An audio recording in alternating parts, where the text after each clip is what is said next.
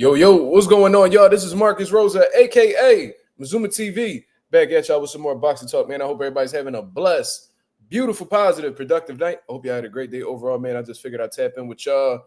We got some things that we currently need to discuss that's going on in the boxing world, man. It seems like we're gonna be heading down this path where we're gonna be talking about promoters and fighters and exactly if there's any loyalty in boxing. For those of y'all who don't know what I'm talking about, I'm gonna be referring to the Richardson, Hitchins, and Eddie Hearn dilemma that's currently going on. We can even mix up the Edward De Los Santos, the Sam Lukowicz situation that just occurred as well. Then we're gonna get into Andy Cruz versus Raymond Muratalla, which looks like it's gonna be coming up, sometime soon. And then we're gonna get into some open boxing topics. You feel what I'm saying? Shout out to everybody that's in the building so far. If y'all could go ahead and hit the like button so we can get the algorithm on the up so the people know that Mazuma TV is live, that'd be very much appreciated. You see what I'm saying? We well into the 2,900 mark. About to hit that 3K mark in due time. Shout out to the nation in the mob. We in the building for sure, man. I already see there's a shit ton of comments, and your boy ain't even been live for 2 minutes yet. So let's address these comments, and then we gonna cook. You feel what I mean? Shout out to the boy Simba Box. He said, yo, Mazuma, you seen Tank new post. He got a new pet cat. No disrespect, Simba Boxing, but who gives a fuck? Forever Dedicated says, Mark, thoughts on Tank disrespected Lamont Root's son. He said his son a little chump. Typical disrespectful shit from Gervonta Davis, man. What do we expect, really? And, at the end of the day, he got to fight the man. So, you know what I mean? He got to back them words up whenever he gets in the ring. You feel me? I don't know. Yeah, I mean, but, speaking of, sons and fathers, happy Father's Day to everybody that's in the building, man. This is like one of the first, Father's Days that I've really felt appreciated. You know what I mean? Getting gifts and shit like that. I'm like, hold the fuck up, bro. And this is like the first time I've went on social media today where I did not see a woman bashing men on Father's Day, man. Beautiful thing. Because there's always that little sassy bitch in the comments or on social media. It's like, oh man, man, we don't celebrate Father's Day over here, man. Don't nobody do that for my son, man. The whole time, you the main reason why the father ain't around, you dumbass bitch. But anyways, shout out to the real father that's in the building, man. You know what I mean? The deadbeats, this ain't for y'all. You know what I mean? This definitely ain't for y'all. So hope the real active fathers that do what they got to do enjoy their day, man. For real. Or, enjoyed their day. Breezy, salute. Coffee Plan, what up? Age of 86, Marlon, Teach. We in the building, man. Yeah, we don't fuck with deadbeats around here, cuz. You know what I mean? We really don't. But, shout out to the fathers who had kids that unfortunately passed away. Shout out to the stepfathers that's been active in kids' life that's not biologically theirs. Shout out to, the ones who are no longer here with us that was great fathers while they had their time on earth. Shout out to the fathers who had a kid on the way, but unfortunately, they, miscarriages and stuff like that, man. Shout out to all the fathers, man. You know what I mean? And shout out to the fathers that want to be in their kid's life, but, they got a woman that they had a kid with that's choosing to keep their child away. You know what I mean? I seen Devin Haney speaking about his situation. I relate to that situation fully. You know what I mean? Even though, we got this court shit situated, there's still some things behind the scenes that, that is done that just lets you know that the bitterness is still there. You feel what I mean? That's just what it is. You feel me? So, Devin Haney, you got the resources necessary to change, that situation. And I hope you get that done because you deserve rights to your daughter. You know what I mean? Because they ain't got no problem taking your money. They definitely don't ever got a problem taking your money, and they got trouble, for some reason giving you rights to your child. So Devin Haney was saying how on social media that the mother of his child hasn't been letting him see his kid unless he's threatened to stop giving her money, and he feels like the only way he can see his daughter is when he can only see his kid when he cut her a check. So we already know what type time. How do know he telling the truth? I mean, I don't know, Jab Queen. I don't. But what I can say is that is a very common situation, and I know that personally because I experienced that. So I'm not going to jump out and necessarily say he's telling the truth, but at the same time, I'm not going to call him a liar. You feel what I'm saying? So, there's two sides to a story. But what I do know is that it happens very often. It happens very often, especially when you happen to have a child with somebody who's financially, doing well or is financially secure. They see that and they weaponize their kids. You know what I mean? Like we say it all the time. And look, Devin Haney grew up with a father who was there, who was active. So I highly doubt that, he's gonna approach fatherhood on some deadbeat shit. You feel me? That deadbeat shit usually be like a pattern when they had a father who wasn't active or who wasn't there. So they don't really understand the importance of fatherhood. So then they go on and they they follow that same pattern. And also shout out to the fathers who didn't have a father and made the change. They broke that generational curse and are actually there for their kids. That's another person you could salute as well. You feel me? Yeah, I thought they was together, but I don't know. I don't know what Devin Haney's situation is. That's not really my business neither. And his situation that he got with his daughter's mother isn't my business neither. But he posted it publicly, so you get a public response. You know what I'm saying? So.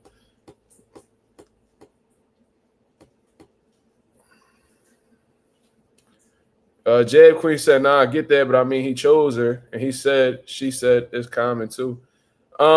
Listen, Jab Queen, they chose each other. That's first of all, they chose each other.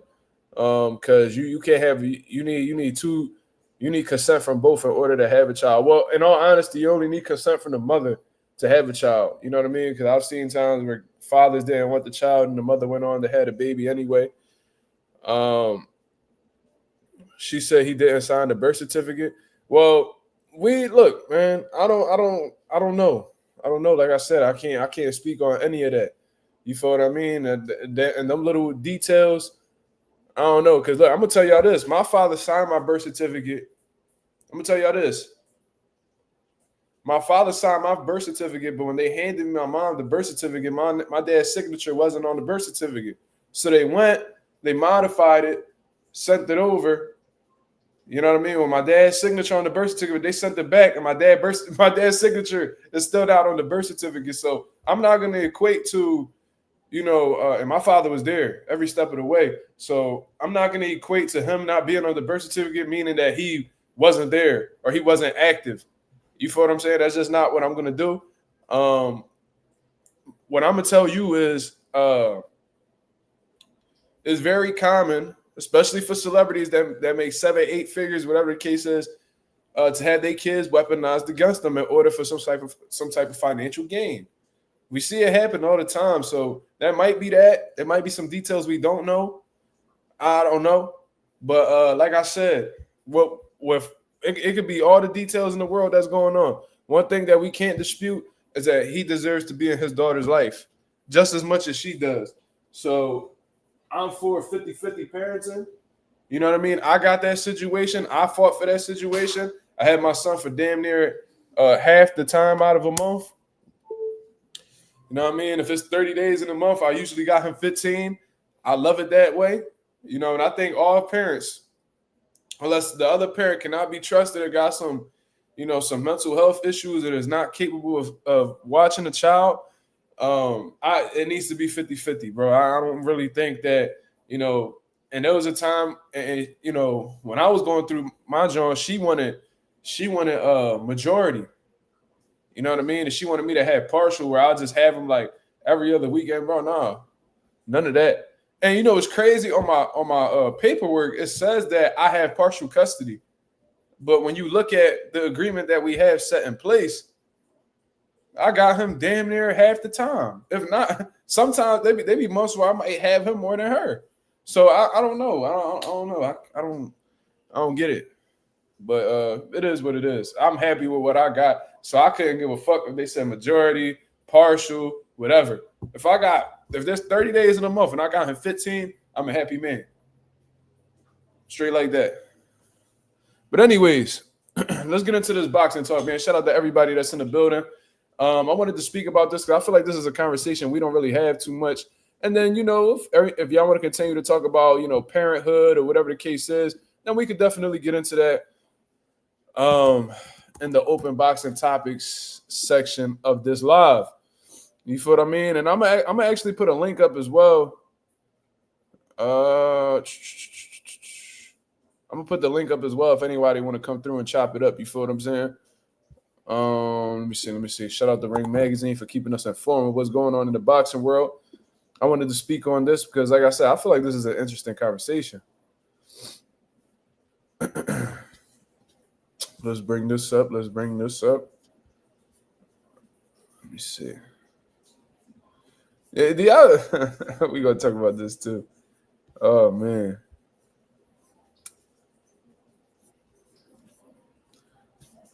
So Richardson Hitchins beats the dog shit out of George Kambosos last night.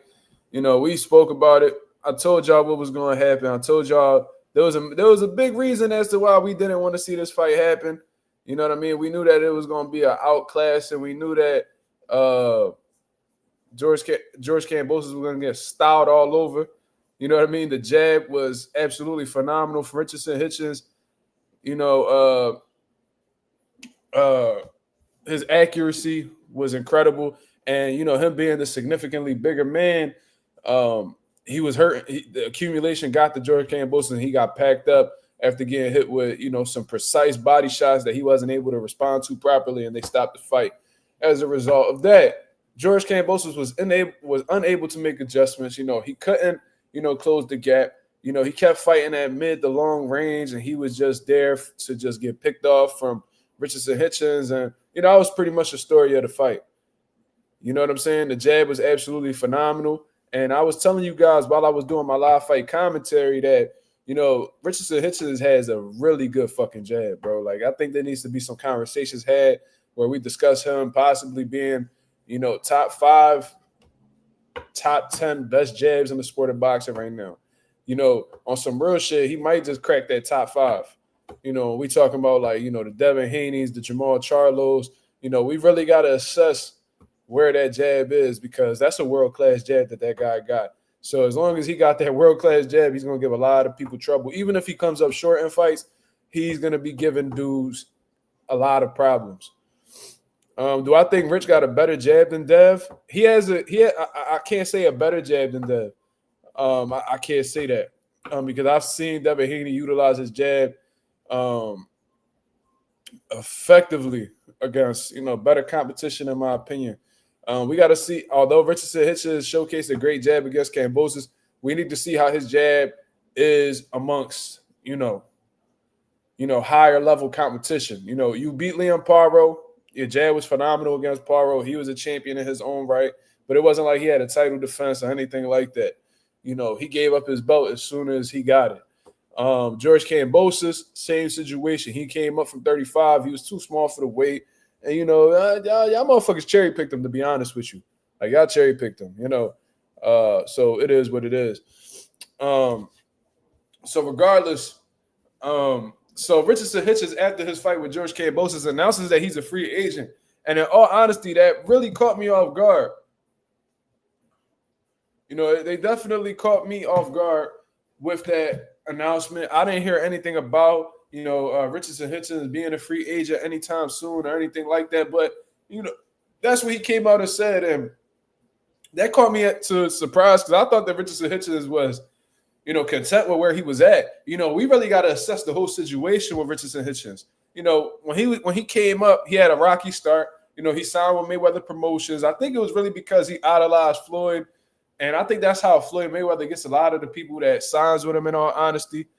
I think they just they're like infatuated with who Floyd was coming up. They get starstruck and they think because, Floyd was this megastar that if they follow his lead, they could be megastars as well. I think that's how Floyd baits them in, and then come to find out, Floyd doesn't really give these guys opportunities. He has guys sit on the shelf where they fighting once, twice a year. And that's why a lot of people have been leaving him as a result. You know what I'm saying? Like I said, Floyd Mayweather done had a ton of people under his wing that have left him as a result of bad business And he's destroyed some careers as a result. Let's just keep it a buck. Like, we're not about to forget about Mickey Bay, Jalen Love. Savannah Marshall was with Floyd at one point in time. She walked away. Richardson Hitchins, he was with Floyd. He walked away. And the list goes on and on and on. Joanne Ingram, what happened with him? I think he ended up leaving them, and he signed with, a whole different type of promoter right now. He's actually fighting. Floyd has had a shit ton of, talent that he just never attended to. You know what I'm saying? So there's that. Richardson Hitchins is on his ass. He's out of luck. And, he's pretty much behind a lot of his peers at this point. Well, at that time, he was behind a lot of his peers. He signs with Eddie Hearn. Eddie Hearn keeps him active. He gets him some good fights. And within 2 years of being with Eddie Hearn, he becomes a world champion. You feel what I'm saying? He becomes a full-fledged world champion. Gets him in position. He keeps him active, gives him paydays that he's never seen before. And now he just made his first title defense in his hometown in New York. You feel what I'm saying?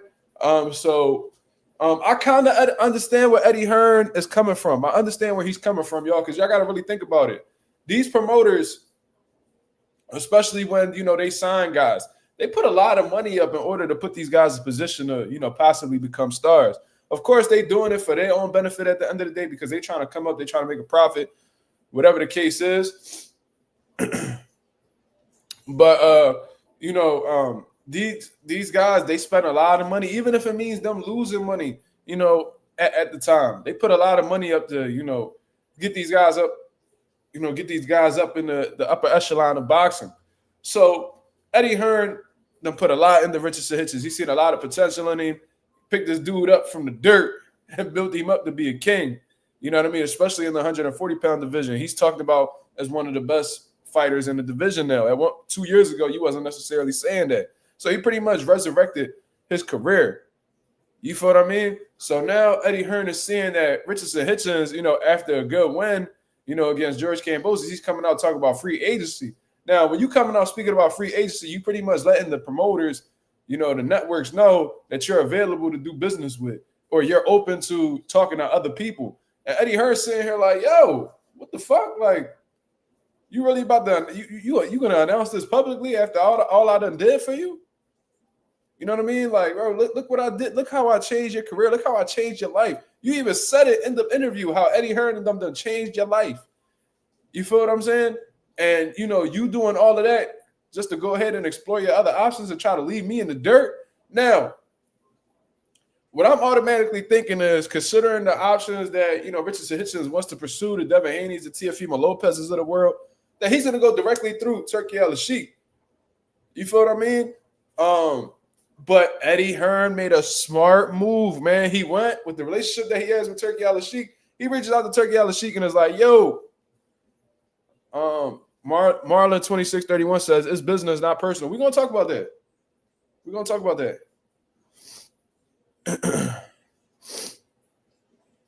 But I'm going to tell you this. We're gonna talk about this because I'm going to have my response to Eddie Hearn as well. Even though I understand where you're coming from, I'm going to give you my response to Eddie Hearn. So now, where was I at? Pretty much what I believe Eddie Hearn did that was really smart. He reached out to Turki Al-Sheikh and was like, yo, this kid Richardson Hitchins, we got a business. We, probably told him the whole situation. He was like, bro, is there any way that if he tries to do business with you, it'll be strictly through me? They worked out something. Turki Al-Sheikh gave Eddie his word that if Richardson Hitchins ever does any business with him, Riyadh season, he's going to do it strictly through Matchroom Boxing. So now Eddie Hearn set up a situation where it's like, yo, you ain't about to go out the door that fast, cuz I done spent a lot of money on you. He's even admitted that he's lost money on Richardson Hitchins in the past, lost a lot of money on that was his quote. He lost a lot of money on Richardson Hitchins. So you ain't about to just walk out this door without me putting up a fight. You feel what I mean? I'm trying to make this money back. So whatever type of business that you do with Riyadh season, it's going to have to go through me. And that happens to be because me and Turki are like this. Me and Turki got a good business relationship. We done made a lot of good money together. I done made a lot of money off Turki. You feel what I mean? I scratch his back, he scratched mine. That's just what it is. Now, you just got to chalk that up to the game, cuz. Richardson Hitchins, his manager is Keith Connolly. Keith Connolly manages, other fighters like Berlanga, Teofimo Lopez and shit like that. And it's just funny how, Edgar Berlanga had a similar situation with Eddie Hearn, where, he said Eddie Hearn pretty much gets him in a prestigious situation where within a couple fights he makes millions of dollars, gets a Canelo Alvarez payday, and before you know it, he running around talking about fuck Eddie Hearn as if Eddie Hearn didn't do shit for him. You feel what I mean? So is this a Keith Connolly and Eddie Hearn type beef that's going on right now? Possibly.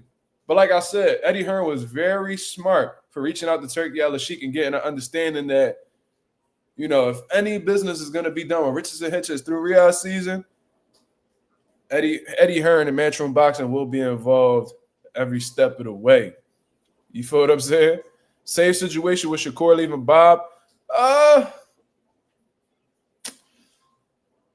think Shakur's situation was a little bit different, man. I think that Shakur felt like, he was supposed to get certain fights, and, Bob Arum really wasn't trying hard to get him in positions to get big fights.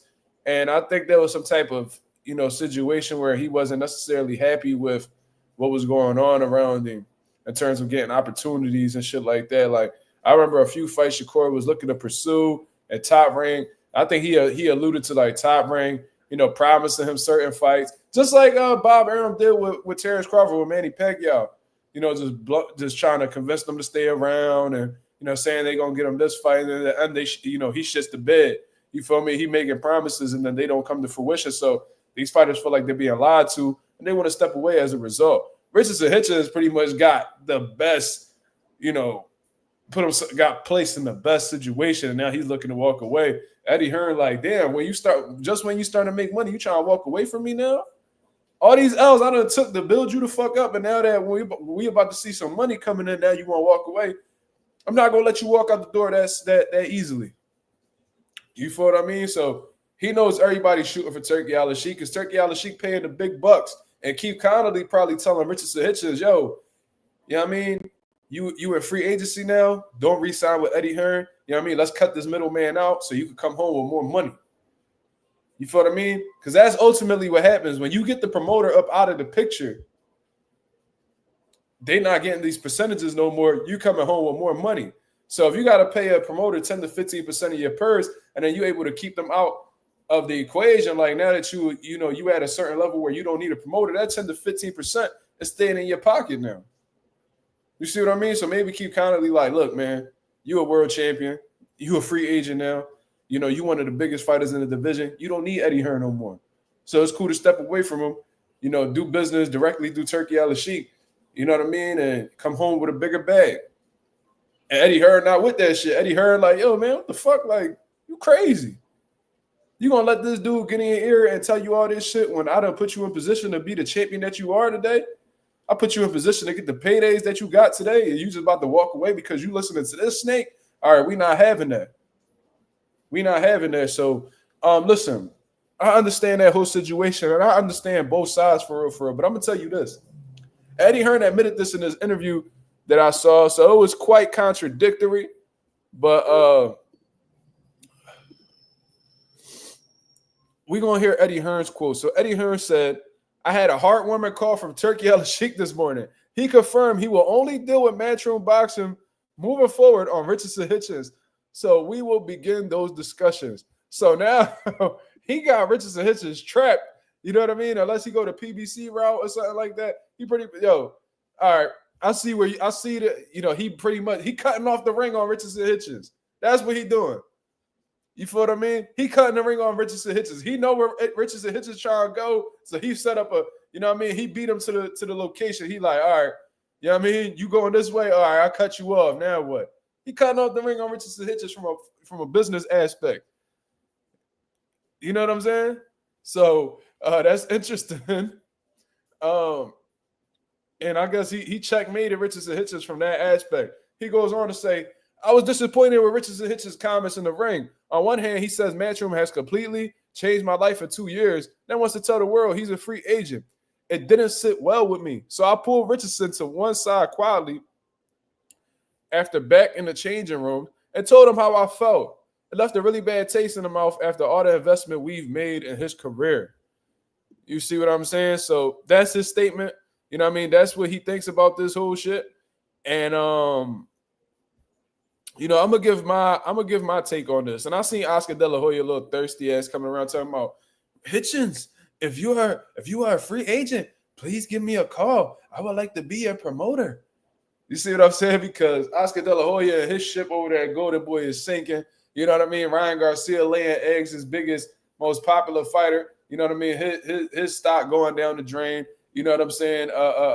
Virgil Ortiz, you know, he a little bit, he ain't really got no moves coming up right now. He ain't got no big fights, so he ain't making no money off Virgil.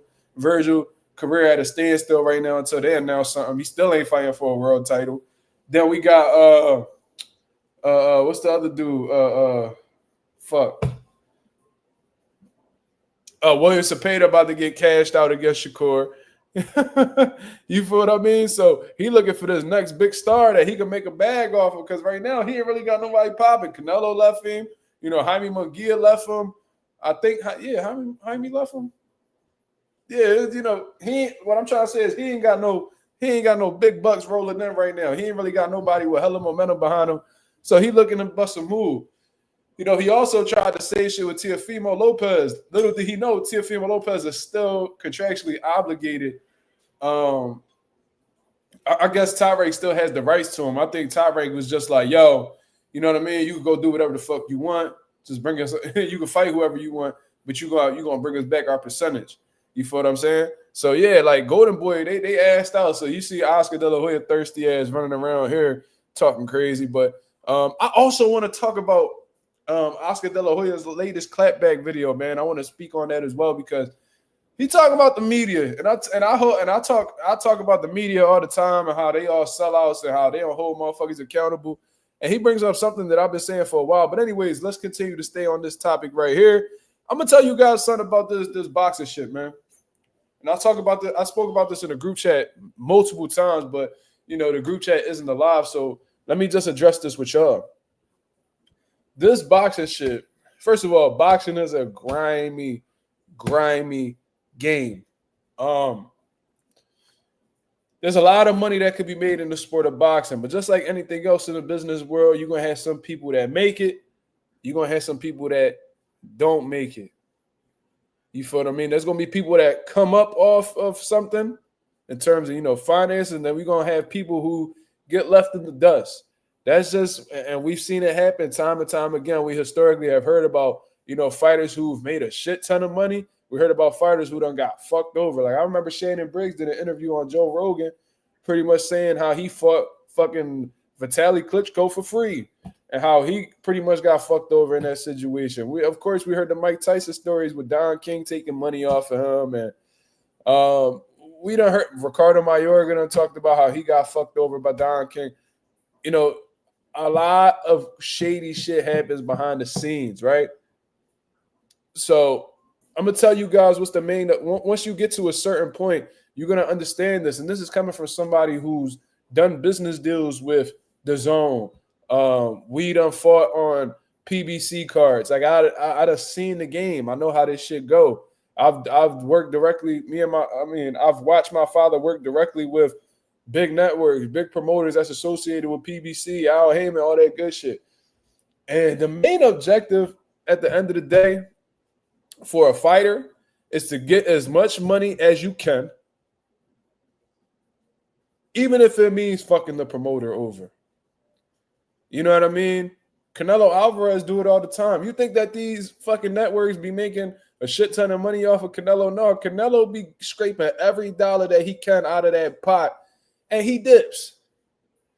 And these you know, these networks, you know, they feel like they're gonna come up a little bit, but Canelo don't give a fuck about the network, what the network makes. He gives a fuck about what he makes. So the main objective as a fighter, especially at an elite level, is to make sure that you're getting as much money as possible, even if it hurts the networks, the promoters, whoever's involved, straight like that. And the promoter's job is to make as much money off a fighter, making as much money off of a fighter as possible, even if it means the fighter getting fucked over at the end, whether it's in terms of finances or in terms of, their health deteriorating. They could give a fuck. You know what I mean? All these motherfuckers is milking each other. Pause. You know what I mean? They all taking something from each other. They all trying to benefit off of each other. They all trying to come up off of each other. And their main objective is to, get as much off of each other as possible before it's all said and done, right? So I heard Eddie Hearn in an interview talking about this Richardson Hitchins situation, that there's no loyalty in boxing. So he's well aware of that. This shit is strictly business.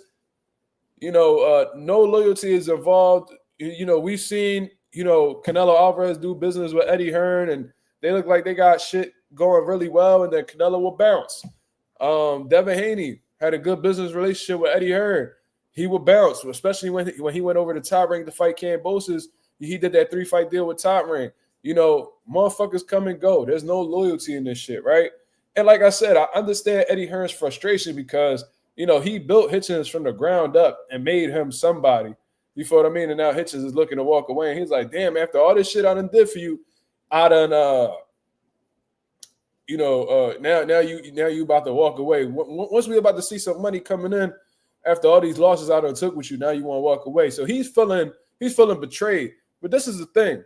AJ86 says there's no friends in boxing. That's a fact. How about when Eddie Hearn done cash motherfuckers out for his own benefit? You know what I mean? I've seen Eddie Hearn. I'm gonna tell you what, Eddie Hearn, you did Kell Brook dirty. You did Kell Brook dirty. I'm gonna just tell you that.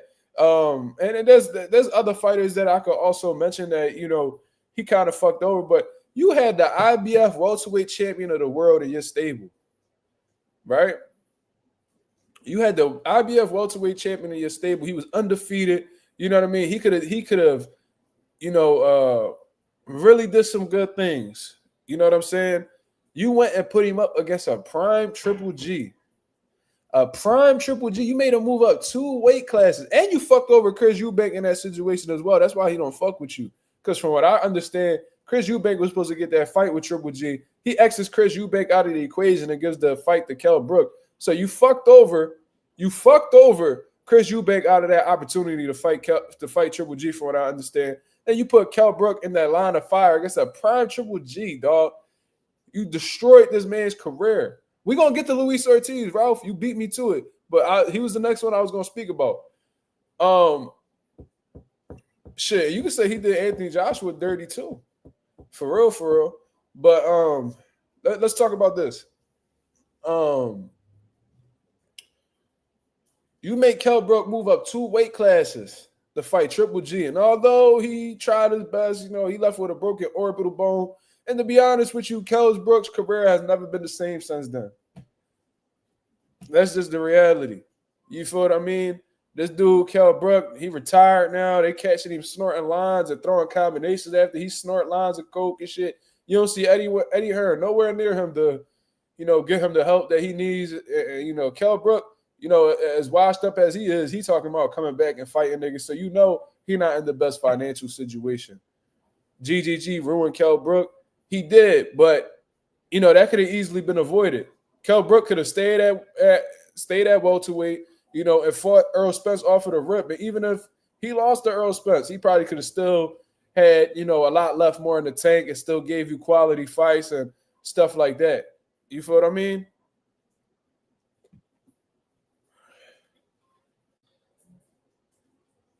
Eddie never made that man do nothing. Okay. Eddie Hearn didn't make, to be technical with you, nobody can make a fighter do anything. But what you're doing is you're not looking in that man's best interest. Fighters are going to fight at the end of the day. You feel what I'm saying? Like, that's why they need the right team behind them to make the right moves, because there's fighters that be like, yo, go fight that gorilla over there. And they'll go fight the gorilla. Obviously, I'm exaggerating, but you get what I'm saying. These fighters don't really be knowing their limits a lot of the time. They don't really be thinking about their own safety and shit like that. They just go and fight. You feel what I'm saying? So, Eddie Hearn knew that Kell Brook couldn't fucking beat no Triple G. You feel what I mean? But he convinced Kell Brook to go up in there with a prime Triple G because of the payday that was coming with it. Not understanding that not all money is good money. And that's the fucking promoter's job, in a sense, and his management team in a sense, to protect the fighters from themselves, because they will fight anybody, even if it means costing their career at the end of the day. They really don't be knowing, because they believe in themselves so much, they don't even really take into consideration the bullshit that could happen as a result of that. So, yeah, fighters got the ultimate say-so at the end of the day, but let's not act like fighters can't be manipulated. Let's act like fighters can't be brainwashed into believing some shit that's not true. Because Eddie Hearn probably like, yeah, man, man, you could beat Triple G, man. He's slow. You faster than him. You got more skills, man. You're a big welterweight. You're a massive welterweight. You could beat a Triple G. Yeah. And then, after that, then, he dared to be great. Yeah, I'm gonna take this little percentage I got off Kell Brook. Go spend it. Go have a nice vacation with the wife and the kids, and then we're gonna come back and we're gonna take more money from Kell Brook. That's exactly what the fuck be going on, right? Now let's talk about Luis Ortiz. Ralph beat me to the punch. Luis Ortiz, when he was at the top of his game, when Luis Ortiz was at the top of his game, it was one of the most feared heavyweights in the sport of boxing. He was chasing Anthony Joshua, man. This was before Deontay Wilder gave him an opportunity.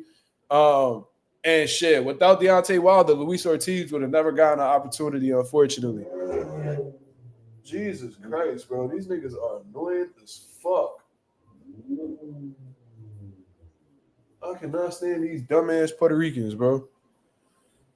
A boxing team is very important, Ramon. Great observation. But anyways, Luis Ortiz was chasing Anthony Joshua.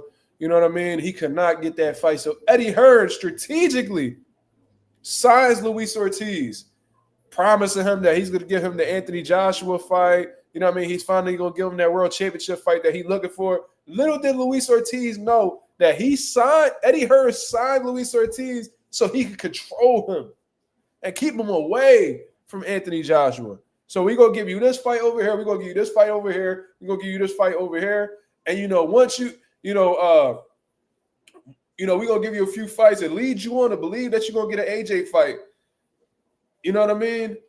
We're going to control you for this time frame. We're going to keep you busy over here. We're going to distract you while we can have AJ do all this other shit. And then when you leave the deal, you leave with nothing that you was promised. So Eddie Hearn has historically fucked fighters over. And this ain't me blatantly shitting on Eddie Hearn, because all these promoters do it. All these promoters have fucked the fighter over before. For you to be at the top of this business of boxing, some people gonna leave with some bumps and bruises. Yeah, 88 Sports Talk, only to lose to Andy Ruiz. Facts. That was a miscalculation, boy. That was a miscalculation. Go 787, what up? But yeah, like Eddie Hearn has historically fucked people over. He's acknowledging that there's no loyalty in the sport of boxing, yet he's mad at Richardson Hitchins for not being loyal to him. It's a bit contradictory, in my opinion. I understand your frustration. I understand where you're coming from, because as somebody who owns a business, the last thing I want to do is put my money into something just to get fucked over in the end. You feel what I mean? You want to put money into something knowing that eventually it's going to pay off dividends, right? It's going to pay off dividends. That's the optimistic point of view of having a business. But, not everything goes according to plan, as we all know. And Eddie Hearn, although he may be frustrated with Richardson Hitchins and how the way he's going about things, he's doing what he feels is in his best interest. However, it seems like Eddie Hearn done cut off the ring on Richardson Hitchins in a business sense, and is making sure that, all right, you may leave me, but the main dude that you're going to do business with, he not going to deal with you unless you involve me. So that's a crazy situation right there, man. Should we cook up on this Edwin De Los Santos and Samson Lukowicz situation as well? Because I thought that was a pretty interesting situation as well, and I wanted to talk about that. Y'all let me know. I'm about to get me a drink. Y'all let me know.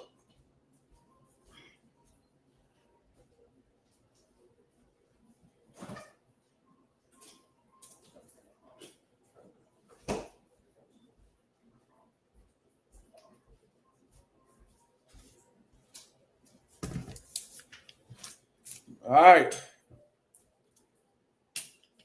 Jab Queen says, I think Edwin made the wrong choice with leaving Samson.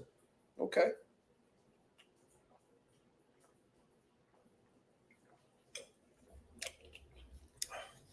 Santos, the top rank. That's a great observation, Teach. That's what I was saying as well. But let's talk about it. So let's actually pull this up real quick. So Edwin De Los Santos has been a topic lately. Let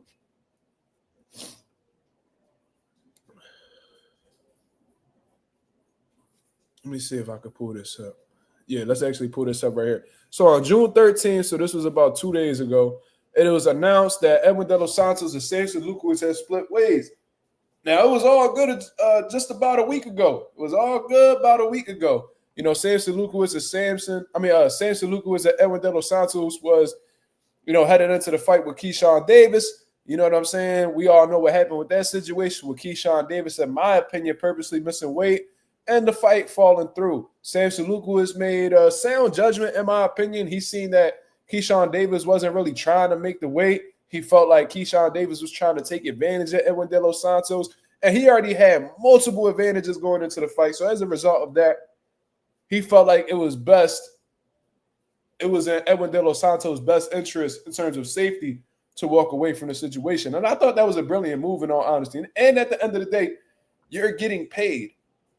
You know what I mean? You fulfilled your end of the bargain, so you're getting paid. Even if it means you having to be a little bit more inactive, you did a training camp. You know what I mean? I'm sure you knocked some of the rust off while you was in camp. But Samson Lukowicz felt like his fighter was about to get fucked over. He didn't want to see his fighter in harm's way. So as a result, he took his fighter up out of that situation. Now, I agree with Samson Lukowicz's standpoint. I would have done the same thing, to be honest with you, especially if I knew that we still coming home with the bread. I would have definitely walked away from that situation because boxing is already taxing on the body as it is. Boxing is already as grimy as it is. I'm not about to throw my fighter in there knowing that somebody trying to get one up on unfair grounds.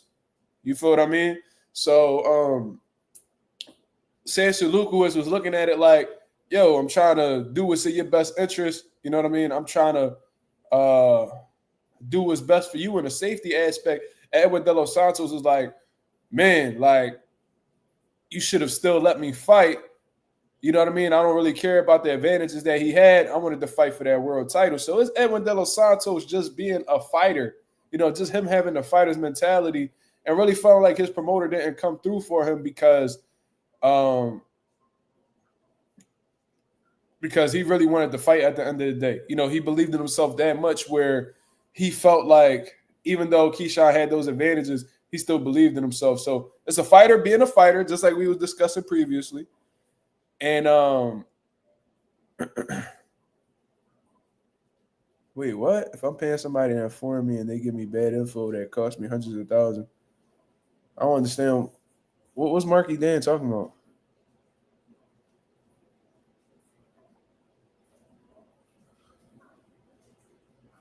Wait, so Edwin didn't get his purse?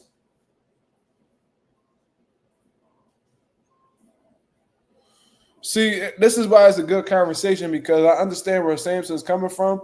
Me personally, if I was a promoter, I'd have pulled him out of the fight as well because, Edwin De Los Santos is young. There's going to be more opportunities that come on. And at the end of the day, it's not his fault that this fight didn't manifest. Keyshawn Davis is trying to get away with a slick one. You know what I mean? And let's say Edwin De Los Santos and Samson, let's say Samson would have let Edwin De Los Santos get in that ring and that he got in there.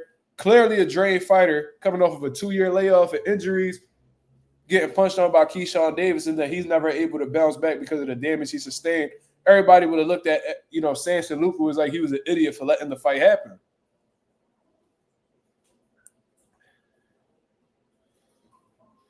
Edwin only got 150K. He told Edwin he was getting the full 500K.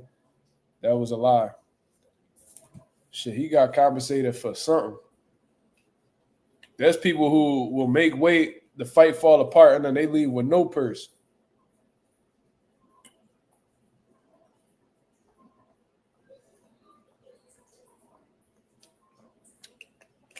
Artman the Great, what up?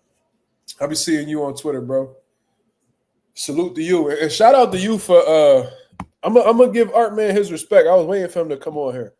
Um, shout out to you for pressing Teofimo Lopez, man, because a lot of these media outlets they pussy. You know what I mean? I wish I was in a position to talk to Teofimo Lopez, man. I've only been able to talk to his father, and ironically, looking through my subscribers, Tio Senior is still he's subscribed to my channel. But yeah, man, Art Man, I'm gonna tell you this though. You went right for it right away. You got a little emotional in that situation, brother. You should have made him look stupid. You should have like with the shit that he was saying, you should have countered that. You know what I mean? You should have rebutted a few of his statements, make him look dumb, and then fry him. You went right for it. You was like, man, just say you scared. Bro, you should have stood reserved. In my opinion, you should have stood reserved. Let that man talk his shit. Be like, oh, you said this, but then you said this. Oh, so now you a liar. Blah, blah, blah. Then after you made him look dumb, fry him.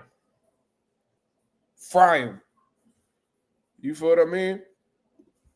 But let me go ahead and put this link in here. Let me go ahead and put this link on here. But yeah, listen, I understand Sam Saluquis. I understand Edwin De Los Santos, man. They just conflicting. And look, Edwin probably feeling like, man, I ain't fighting this long. I need money. You feel what I mean? And Sanson looking like, all right, but this money you could get this money at another time. You know what I mean? I'm not about to risk your health or your safety because somebody's clearly trying to take advantage of you. So they split ways as a result. Now, I also feel like there was some tension between them prior to this whole situation. Because do y'all remember back when Samson? When Edwin De Los Santos came up on social media, this is when they was trying to fight Keyshawn initially, and they were talking about, yo, what the fuck? Yo, they only offer me this much money. The top ranking them came out and was like, no, we ain't offer you that much money. That must have been what your team told you. We offer your team this much money. So it was like, let's say it was like $250K, and then, come to find out it was $400K. So he's like, yo, Edwin De Los Santos was probably looking around at his team like, yo, why is there $150K missing? So there was a lot of people saying how Samson Lukowicz was probably doing Edwin De Los Santos dirty. You know what I mean? Scraping shit off the top like a lot of these promoters do. And I think there was some questions behind Samson and Edwin De Los Santos' mind as a result of that. And I think that this situation with Keyshawn at the weigh-in was the icing on the cake and gave him probable cause to walk away. Marky, what up? Yeah, what up, Mazuma? What up? What's going on? No, I'm good. Happy Father's Day. Happy Father's Day to all the fathers out there. Thank you. I got my child's mother, she brought me some breakfast this morning, so she made me feel special. I know you're going through that situation, but keep your head up. Matter of fact, how was the birthday? Did you have a little party for your man on Friday? Yesterday, it was fun, man. We was at Chuck E. Cheese and shit. My son had a ball, bro. He was like all over the place. He was playing on all the machines and ate some good food, had cake. He had a really good day, so I was happy about that. No, you see that's what's up, man. I was just telling you, when you was breaking down and going through that story, that's all I was telling you. Focus on him. Whenever you got that little time with him, focus on it. Don't let the enemy win. Don't let that person win, despite whatever the hell is going on in her head, because I mean that's just how it is, bro. And I'm gonna leave it right there. That's a But fact. I was supposed to have him today, but she refused to let me have him. I was like, wow. I was like, all right. So I had dropped him off like at 4, but it is what it is. Nah, like I said, don't let the enemy win, bro. And we're gonna leave it right there. Facts. So this situation, and I was just about to go into it because you're right. This is the second time that it seems that Samson Lukowicz has been caught, at least in Edwin De Los Santos' opinion, or from what he's been saying, he's been caught lying to De Los Santos. about the amounts that he's supposed to be paid. So you fooled me once, shame on you. Fool me twice, man. Shame on me. I mean, and these are not like little amounts that Lukowitz seems to be lying about. This is six figures. That's a lot of money to some people, especially an immigrant coming from Santo Domingo. And this man ain't fought in 2 years. $150,000 is way different from $500K. That's a difference of $350,000. So that's $150,000 three times over, bro. Like, come on now. I'd have fired him on the spot too. Like I hear what you and my girl Jab Queen are saying, but at the same time, that's a man with a family, and this is the hurt business. He knows what he signed up for. So I agree with De Los Santos firing Lukowitz respectfully. Good. What's going on, Art man? How you doing? What's poppin', family? Shit, I just woke up from a little nap and I see you on live, and I'm like, shit, let me see what my dude talking about. But you're talking about that T.O. situation, man. That shit was funny, dog. Super funny.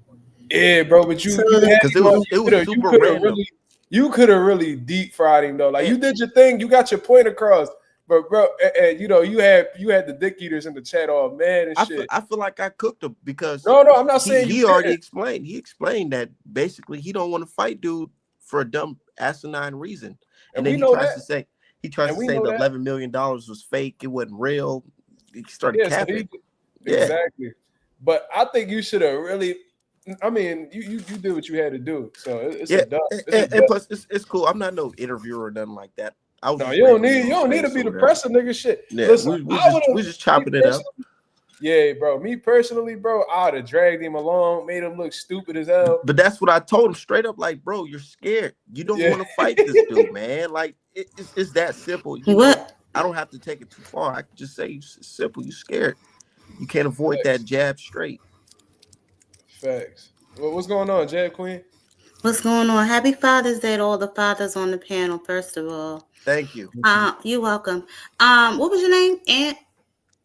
Art Man the Great. I'm a professional digital illustrator. You talking about Tiafimo when he was on Spaces? Yeah, we're on a space randomly. Yeah. I think I caught like the tail end of that. The last interview I saw was with him on Old Boy's channel. It was like 2 a.m, like the night before last. Did you happen to catch that? It was him, Teofimo Sr., Teofimo Jr., and they were talking about it. And then he switched it and said that the reason that he's not fighting is because they were playing around with his contract and the money that they were offering him. He said it wasn't what they told him when they were trying to line up his next 2 fights, because he signed to them for like 3 fights, he said. Yeah, look. Yeah, how convenient. It's hard to really keep up with all of that. Yeah, I know. That, and then it's also hard to keep up when this man is being honest and when he's not, because he gets caught in lies all the time. He's constantly contradicting himself. So like, it's hard for us to tell as fans because we don't know the man personally. We don't know what's going on behind the scenes. What he's saying that's truthful and what's disingenuous. So I don't know, man. He said 11 million. He's not gonna sell a soul for 11 million. Then he turns around and tells you that he made the number up. And yeah, I don't know. I don't know what's honest with you. Like I don't know, man. I told. Go ahead, Mazuma. Go ahead.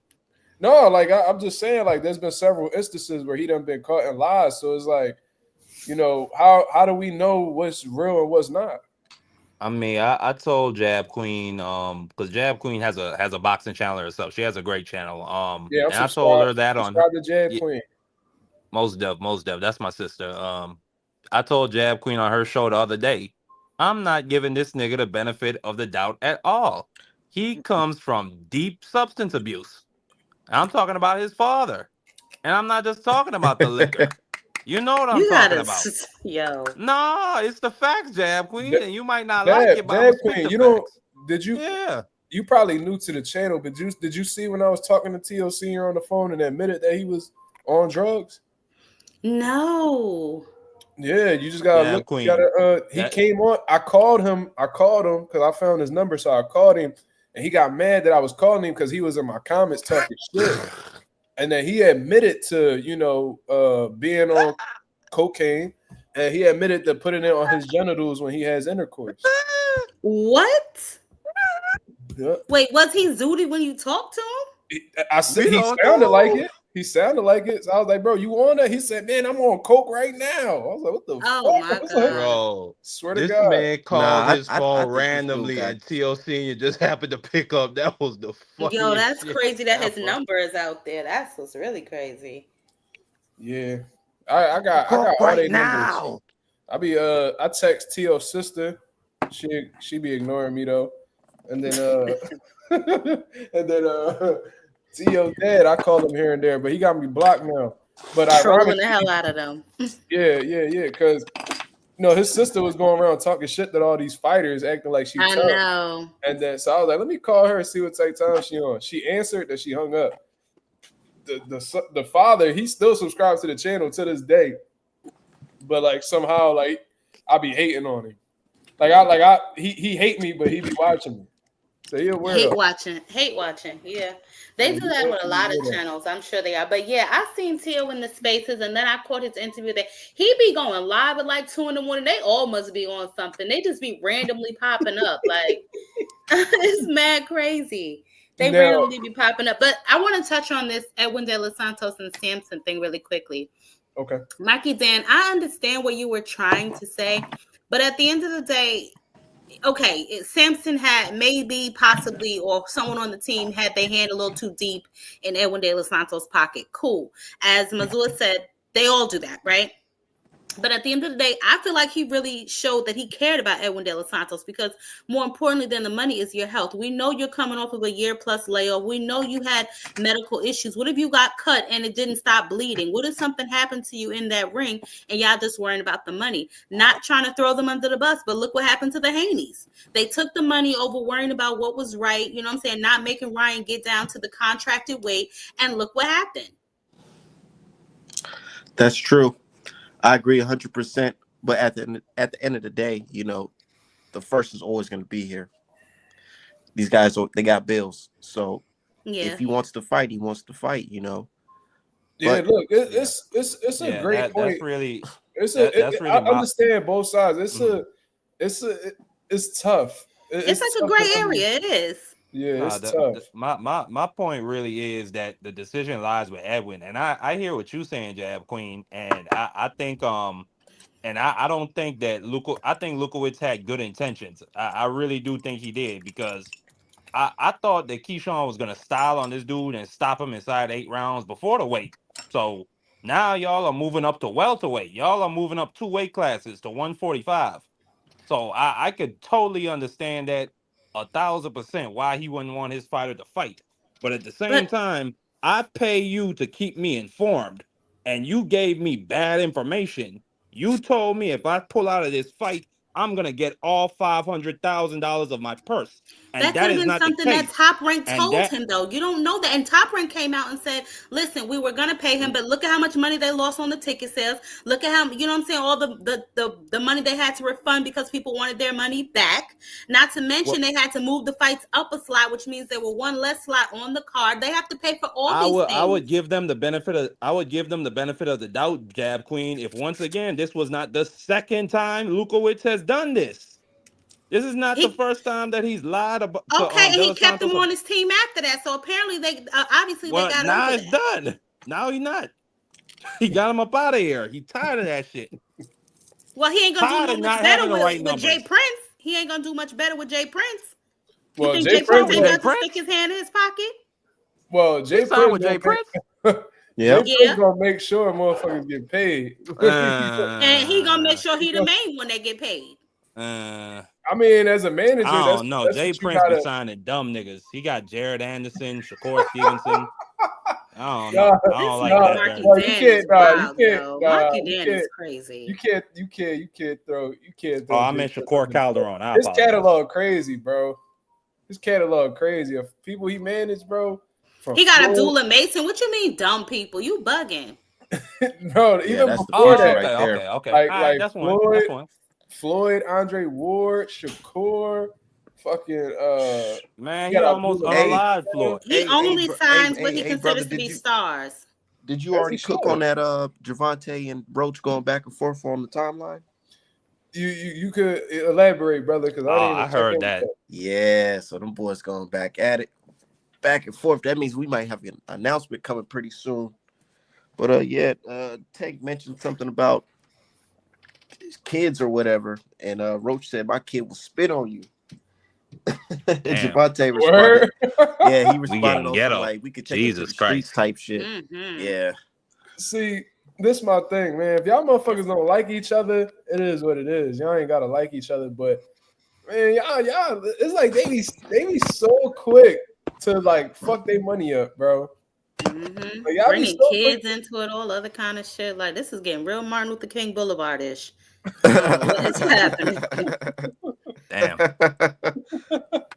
That's the thing. Like, bro, like if y'all don't like each other, why don't y'all just wait? Why y'all talking all this extra shit? Like But that y'all, could be built up for the fight, or Tank could be trying to get his confidence back. I don't know what the reason is, but like that's it. And you could be telling the truth. You could be on to something. But it's like, come on, dog. Like y'all motherfuckers talking all this extra shit. Like, am I the only one who burnt out from hearing niggas talk shit on social media, bro? No, you're not. Nah, you I ain't the only definitely one. am burnt out with that shit. And I'll tell you what, I think it started from obviously Lamont Roach has been out, living his life. I'm not gonna say partying, I'm not gonna say not focused. I don't know what the man is doing behind closed doors, but he has been out spotted at least living his life. So, there's been some couple comments, and then also the fact that Tank still has not paid him the money that he bet him. So, I guess all of that came up again and they started going back and Damn, forth. I didn't know that. Yeah. Tank changed his number and all. Wow. So that Yeah. nigga Ryan got more honor than Tank. Check your backstage messages. Wait, what? That nigga Ryan Check paid your Devin his backstage money. messages, your private chat. Oh. Yeah, bro. Okay. Yeah, some people were like, "Oh, nah, you can't do that, man." Man, I'm on the edible. None of that. So I ain't gotta worry about that. Yeah, like, I ain't no, but I saw that ghetto foolishness. I just whatever. They let's get it. That's all I care about. Let's get it in the ring. But I think they're gonna make the announcement. Tank, man, he made a bet with Roach saying he's gonna knock him out, man. And you didn't knock him out, so you gotta honor that bet, man. Keep it 100. That's the only thing I really like. I fuck with Tank, but I'm like that's a question I'm gonna ask y'all. When Tank ever been honorable? When this motherfucker ever do shit that was like? Come on now, we got a lot going on now. Come on now. We're not gonna. But he ever been honorable? He said he had a whole. But I thought he had. He had a whole hit list. I thought he had some type of street code, some type of. Man, this man left a pregnant woman on the streets. Shut the hell up, Marky Dan, because no, he didn't. That's wild. Now you just slandering him. Now you just slandering the man's name. The man went to jail. What are you talking about? It's public record. Please. Listen, I don't know nothing about that. That's yeah, cut it out, Marky Dan. But that rematch is very important. Yeah, it is. No, but seriously though, that's Jab crazy. Queen, you rock with Tank, Jab Queen? I do. She loves him. Ain't nothing wrong with that. But let's keep it real, Jab Queen. Like I can always keep it real, and I think that's a problem that a lot of people don't understand. I could be a fan of a fighter and acknowledge when they're wrong. The fact that he didn't pay Roach's money, I find that to be super corny. It is what it is. You bet him, pay him. That's it. I'm talking about outside of that though. When has Tank ever been a man of his word? When has he ever broken his word? He don't really talk that much. Yeah. Okay, so let's after I leave Mayweather, I'm gonna get all the fights. No, that's what I heard him say. I heard him say that. I heard him say that he had this hit list, and now he's talking about he's gonna retire at the end of the year. Well, there's been a couple of I definitely do remember the hit list. I didn't clown him, but I got at him about that in one of my videos too, about the hit list. And then when the whole Jake Paul situation came out, he did say he has a hit list. There has been others that say they have a hit list. Who the hell knows, if we're being honest? But I will say this: it does take more than one person to make a fight. And niggas can say they want to fight, but do they really? You know what I'm saying? I only know 2 niggas that said they want to fight that actually got in the ring, and that was Frank and Ryan. You know, so I really don't know what's going on with all that. I would like to see him get to that hit list before he get the hell up out of here, because I'm just tired of hearing the back and forth of who beat who. I want them to get in the ring and settle it once and for all. So I would like him to stick to that hit list, but who knows? You know what I mean? I'm not in his head. I don't know what he got planned. Tank gotta be roast before we talk about it. But here's the thing though. You can't say Tank has to fight all these niggas, but none of these niggas gotta fight each other. I don't want to hear that. We've been requesting that too. Heavy is the head to wear the goddamn crown. No, Marky Dane, they all gotta fight each other too. So Tank is the only one. I agree. One at a time. I agree, but hold on. I heard this man say, and thank you for stepping up for me as a black brother, not letting her cut me off like that. Thank you very much. Yeah. No, I just had to make that known. But this man Tank said last year before the Frank Martin fight, I want undisputed. He said that. Nah, we not holding niggas to their words. He don't want to fight none of these dudes. He wants to fight Jake Paul and get the hell up out of here and become a model. When have you ever heard him say he wanted to fight Jake Paul? All y'all hear is Jake Paul saying that. Never heard Tank say that. Man, it's being nobody denounced it. Nobody denied it. If they came out and denied every single thing that was said about him, that's all they be doing all day long. Man, Jake Paul was in that man's dressing room. They were gonna fight. Oh, you know, he was going to announce it after that fight. Was you in there? Man, this is Tank Davis. This is what this nigga has done his whole career. Now we denigrating the black man. But I feel like y'all jumping the gun. Man, he a Puerto Rican. He basically a Puerto Rican. He ain't fucking Puerto Rican. This nigga makes up shit, Mazu. He looks Puerto Rican. He look Puerto Rican to me. Shit. Who look Puerto Rican? Shit. Tank and Mazuma could be cousins. He also the one that said Shakur's last name is Calderon. Because he said his father was Spanish. You can't listen to nothing Marky Dan says. That nigga said he a Puerto Rican. I didn't say he a Puerto Rican. What the shit? Shakur Puerto Rican. Oh, please. Exactly. Yeah, Marky. You can't tell me Tank can't pass for a Puerto Rican. Yeah, he can. There you go. He can. Anyway. I know some people that look like Tank that's Rican. Or Dominican, for real. About the Dominicans are dark. There's light ones too. But yeah, for sure. But this Marky Dan threw me off with that Puerto Rican shit. There's gonna be a whole lot of fact smoking on here. Boy, bye. Yeah. So I do agree with Jade Queen though. She brought up a great point. It do take two to make a fight, right? That's a fact. You got to have two people come to the table. First, be willing to make the fight happen, willing to fight each other, and then y'all get into the terms and agreements after the fact, right? But considering that Tank is the biggest, star amongst his peers when we talk about Shakur, if you still want to have Keyshawn in the mix, all these guys that happen to be around that we've been requesting him to fight. We also got to take into consideration that, especially amongst like the elite guys, the A side B shit, the A side B side shit is very real. And when you making these offers and stuff like that, the A side guy has to come to the table and make the offer to the B side fighter. So, although it is true, it takes two to make a fight. Gervonta Davis has to be the one to initiate, these negotiations. You feel what I mean? And I haven't really seen. Gervonta Davis really make offers to these guys. Like you hear little things here and there. But besides Loma. Yeah, besides Loma. But then by that time, Loma was done. And Ryan Garcia. And there was a conversation with Shakur too. They reached out to Shakur. Yeah, but that doesn't I could reach out to Art Man and be like, yo, like what you think about, like possibly a fight going on between us. And he could be like, oh yeah, like that's cool, whatever the case is. And then we could just leave it at that, and no negotiations proceed. You feel what I mean? Like that you can have conversations with people, but that doesn't necessarily mean that lead to a contract. No, I get that. Yeah. I get that. And that doesn't mean that the fight is next, neither. Right. And doesn't mean that it's off the table either. I don't have a problem with that. I think that it's a good idea. First of all, they're all champions, well, except for Keyshawn, like you said. So they all need to be fighting each other. I don't think that, he should have to fight 1, 2, 3, 4, 5, 6, 7, while they can just go fight Joe Blow until he's ready to fight them. Yeah. I mean, I don't necessarily disagree with that. Because like I said, if Keyshawn had won that fight, I would have wanted to see him against Abdullah, and then probably a Muratalla next. I expect Shakur and well, if Andy Cruz beats Muratalla, because I think that fight next, I expect him and Shakur to unify. So I do have expectations for these other fighters, but Tank gotta do something.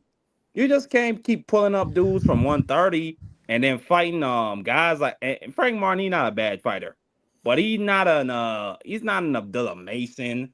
He's not a Keyshawn Davis. You know what I'm saying? He's not a Shakur to me. To me, he's like a third option type of fighter. That's what Lamar Roach was to me too. Frank Martin, respectfully. I ain't saying he's a bad fighter. I think he did that as a favor to realistically, EJ. Frank Martin is more proven than Mason though at this point until Mason fight for that belt. That's true. I would give you that. That is true, but Abdullah Mason, he's just a more exciting talent, if that makes sense. I'm not denying what you're saying. That is true. He ain't fought nobody yet. But that's why if you ask me between Frank and they are. Yeah, if you ask me between Frank and Abdullah, who I'd want to see Tank fight, I'd say Abdullah. But yeah, and anonymous said Frank was ahead of Mason at the time, which is very true. You know, Frank had some good wins in the lead up to that Tank fight. You know, the Michelle Rivera, and that Artem fight. Yeah, Artem. Those are proven at this point, proven guys. Well, nah. Proven People were contenders. shitting on him for that Artem fight because we didn't know who the hell that was. You know, he had to come back and drop him. My favorite performance for him was the fight these guys. My favorite performance, and I like that. And by the way, I like that Artem fight for Frank. I thought that was a great fight, and he showed a lot of heart because he came back to drop the dude, and he needed that knockdown. He said he was having weight problems in that fight. Right, and then he coming into the Tank fight looking crazy, like a whole. He did. He looked like Thriller. But you know what? A lot of them guys do that. You about to say something, Azua? No, I was just going to add that my favorite performance from Frank Martin was the Michelle Rivera fight. Yeah, that Michelle Rivera fight broke my heart because I thought Michelle Rivera was actually a super talent. That nigga, man, I mean, he a B+ fighter. I ain't gonna say he trash. I'm gonna just say that. I mean, okay, so since we're on the subject of Frank Martin, who do y'all think is a good comeback fight for him at 140? I thought Edwin Santos was a good one, but yeah, he just need to fight a two-up. He been out the ring way too long. I think El Rayo, Pitbull Cruz. They both went back down to 35, by the way. Yeah. Yep. What? Yep. Rayo after Antoine put hands, shoulders, knees, and toes on that ass, he went back down to 135. If I was Frank, I'll be looking in Top Rank direction. What'd you say, J Queen? Yeah, he put head, shoulders, knees, and toes on that ass. Nah, that's crazy. No, did he? Yeah. Definitely did. Work that nigga out, boy. Good God. Whoa. She a girl, so she could say shit like that. Thank you. What this no Diddy shit? I'm a female, nigga. What's wrong with you? Nah, I ain't trying to hear about niggas getting worked out by a female or a man. I can't just let that shit stand respectfully. Y'all think Top Rank matchmakers will want Keyshawn versus Frank Martin? Keyshawn. I think that'd be a good fight. I mean, I don't see why not. You know, there'll be a good fight. Frank Martin versus Jukambayev. I don't think that'll be his first fight, though. I don't think that should be his first fight back. But that'll be a banger, boy. Oh my God, I would love to see that shit. Jukambayev was giving Subrel work until Subrel he wasn't. Yeah. But he been on a good winning streak since then. But he probably a little bit too active for Frank Martin right now. So he on a 6-fight winning streak. Jukambayev, that's the dude that beat Matias the first time. No, that was somebody else. Jukambayev, he gave Subrel a good fight until Subrel just started turning it up. But Jukambayev, stylistically, he's strong. Richardson Hitchins ain't say Subrel's name yesterday. You know that? No, listen, I was saying, you know, Richardson Hitchins, he's so happy that he think he better than what he is, in my opinion. And the people they boosting his head in the wrong direction. Man, Hitchins will whoop Matias in a fucking circle. Hitchins, man, Matias ain't nothing but a fucking tough man. He don't believe that. Seriously, he don't even believe that. I think you got Subrel fucked up. No, I ain't got Subrel. Marky Dan is over there. man. He what? That's all he is. He a tough man from the 50s. He's one of them fucking truck drivers they got up and they put in the Ain't ring. he the ain't All Super that Matias nigga that do one is that unalived somebody in the ring? Yeah, he got a I whole watched gang. that fight yeah, too. that was against a nigga that had fucking sand feet that was stand still. This ain't no Richardson Hitchins, bro. And even, Oh bro, my no. God! Now Richardson No, Man, Hitchins he's broke gonna get niggas. schooled in that Hitchens Marky fight. said he damn don't want to Crazy. fight please. him because of that IBF Hitchens don't like 10-pound pressure rule. though. He don't want to be drained fighting him. No, Super else said that. Hey, Hitchens. No, hey, tell the Hitchens said that. IBF Hitchins order said it. it. Oh yeah, Hitchens Let me Tell admitted the tell y'all IBF that something. he didn't order want it. to fight him because of that. Let me tell y'all something. I told y'all about a year ago that Hitchens don't want nothing to do with Super L, and this was way Nope. before. This was way before he fought Liam Paro. Neither did Tio. Yeah, T.O. was I like, said oh the man, same thing. T.O. has historically ducked motherfuckers, man. This dude T.O. was like, man, you know, they offered me to fight with Super L, but they wanted it in California. You know, Super L's, you know, he's Puerto Rican. Why we can't have it in New York? So he just be Nigga, finding you not even ways. really from New York. He just be finding ways That to nigga duck Tio is from Florida some fucking way. That nigga ain't from the city. Yeah, but you know, that's just him trying Wow. to find a route to, you know, to excuse himself from a fight. You feel Yeah. what I mean? But no, what I was saying was I remember YSL Sports Media. Shout out to my boy Jamil Parker. He did an interview with Richardson Hitchins when they was at Boots Gym. And he asked Hitchins about that fight. And he was like, yeah, man, I just don't really feel the IBF, the rehydration clause, blah, blah, blah. You know, I tried it before and I felt weak. And, you know, I want to be 100% against somebody like Super L. All right, cool. So Super L, go ahead. He fight Liam Paro, get schooled in Puerto Rico. I about to say, didn't he go ahead and fight him on the IBF? Yeah, yo, he waited till Super L lost that belt. And jumped on And it. then all of a sudden he was like, oh yeah, I'll fight for the IBF now, Paro. What's up? Because he knew Man, look stylistically. here. He knew stylistically Paro didn't have what it took to beat him. But Super L's a totally different style, and that type of style he don't like. We seen it in the Gustavo Lemos fight. He do not like pressure. It's dangerous. We seen that Rolly Look Romero. We saw that Rolly Romero sparring session with Hitchins, where that shit was getting rough in there. And Hitchins don't like that style. Hitchins likes to box motherfuckers and keep you at the end of his jab and right hands. When you able to get through that and make it a tough, rough fight, Hitchins don't want to be in there. He don't like that heat. I'm telling you, he don't. I got Haney over Hitchins, by the way. Me too. Do you? Hell yeah, of course. They have a lot of similarities though, but I'm I about to think say They their got a lot styles of mirror they got each other. similarities, but I mean, But you know what I know about Devin? he don't have that it factor that Haney has. Like his footwork. I'm gonna be It's even more not there. specific. I'm gonna be even more specific. That jab though. Devin got a phenomenal jab too. That's gonna be a great. Devin got a decent. I gotta see him in one more fight before I can say that. Because if he go in there the way that he went in there last fight, he's fried. Listen, Hitchins. You know why I trust Dev more than Hitchins. You know, because Haney, we seen it in his previous fight. He willing to take that shit somewhere that Hitchins not. I'm telling you, if he got no choice but to fight a motherfucker. Yeah, I will say that. Mind. Devin will fight you. Man. Devin will. He'll at least try. He would. Man, Yeah, look he here, would. look here. He I kept agree I with still getting don't y'all. know if he Canvas beats was- Hitchins, bro. Bro, I watched I that agree. Ryan Garcia fight again, bro. The way that man was getting Yeah, I up, watch it every like time nothing I'm happened. sad. The way he was getting up Yeah, like yeah, nothing you a happened hater, was Jab crazy. Queen. You a hater. And the fact that that's And- your and brother, he and you better- just said that. And he Wow. got more tools offensively than Hitchins do. Maybe I need to watch Hitchins a little more closely, or maybe Devin a little more closely. Okay, 'Cause I feel like you give him Marky. a lot more I than don't he know about deserves. that, Mazuma. I think Hitchins, All right, well, tell me and his he showed me tools in this then. last Tell me what Cambosis Hitchins fight. do. I think Hitchins Tell me throw better his shorter. arsenal. I think he throw better short punches than Dev, and he showed me that in this fight against Cambosis. Because Dev was not Cambosis willing is to gonna get on give the you the right inside. Yeah, that's not a good marker, Cam- Marky. Hold Dad. You on, gotta get somebody else. Cambosis You know, Okay, two okay, I fights give you you that. watch- I give you that. I give you that. Two Let fights me you should finish. watch. Let Dev the versus black man Linares speak. Why y'all cutting and off the Richard black All right, man? versus go ahead. Lemos. Let him cook. Thank you. No, I just want to make a quick point. Because I think You kill me. Hitchins throw better short punches than that nigga. What? Can I finish? Thank you. You see how she keep cutting off the black man? She don't cut off the yellow man when he speaks. Who the yellow man? Huh? Who the yellow man? Marky Dan is nobody. racist. Don't worry, man. Don't worry about it, brother. That's fucked up. No, I was just trying to say. I think that. God damn You it! Can I fucked finish, up, Marky. man? Can I please finish? I speak facts. I speak facts, brother. I call it like I see it. But as I was saying, I think the nigga Hitchins throw better short punches than Dev.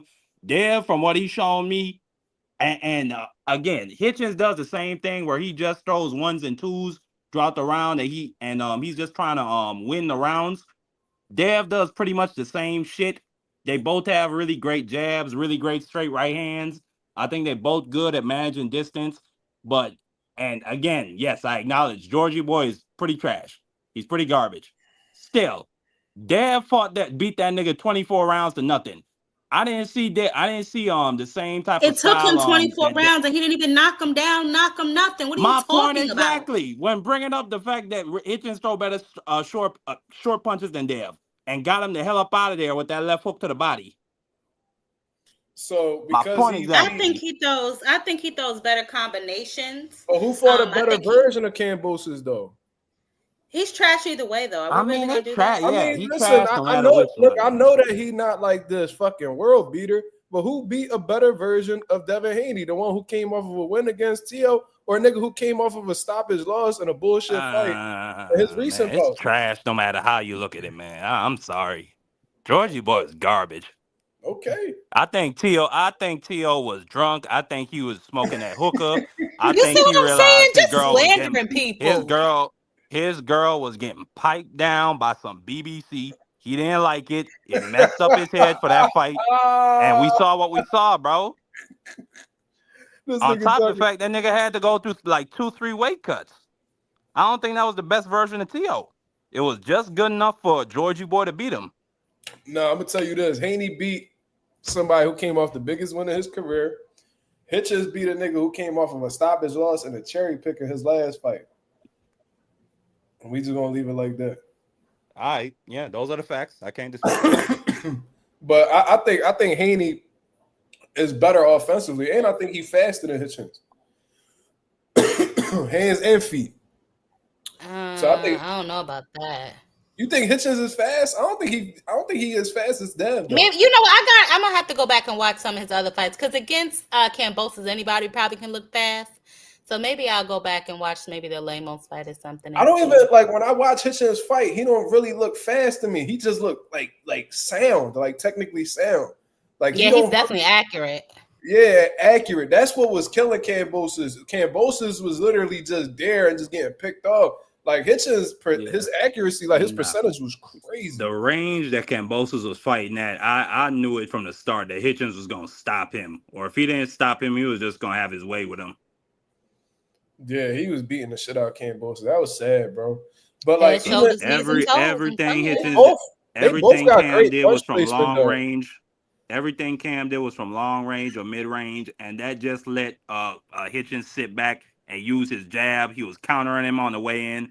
It was just nothing that Kambosos could really do to win that fight at all. Because he ain't got the style like an Antoine or even a Pitbull to get on the inside and make it rough. And nigga, he like a. I knew Kambosos was fried. I knew Kambosos was fried because he ain't got that type of style where he can make it, rough and you know what I mean, just make it a dirty fight. Like I said, like to make it uncomfortable for somebody like Hitchins, you gotta get like in your Orlando Salido bag. You know what I mean? And motherfuckers just ain't got that type style in them. So, you know what I mean? Kambosos like to sit in there and think and, throw combinations. You sitting there thinking with somebody who's athletically superior to you and just more skilled than you overall, you gonna come up short every time. You feel what I'm saying? Yep. So, that's what we saw. And that nigga Hitchins, he didn't have no respect for Kambosos at all whatsoever. That was the first time I seen Hitchins step to somebody and really punch on them.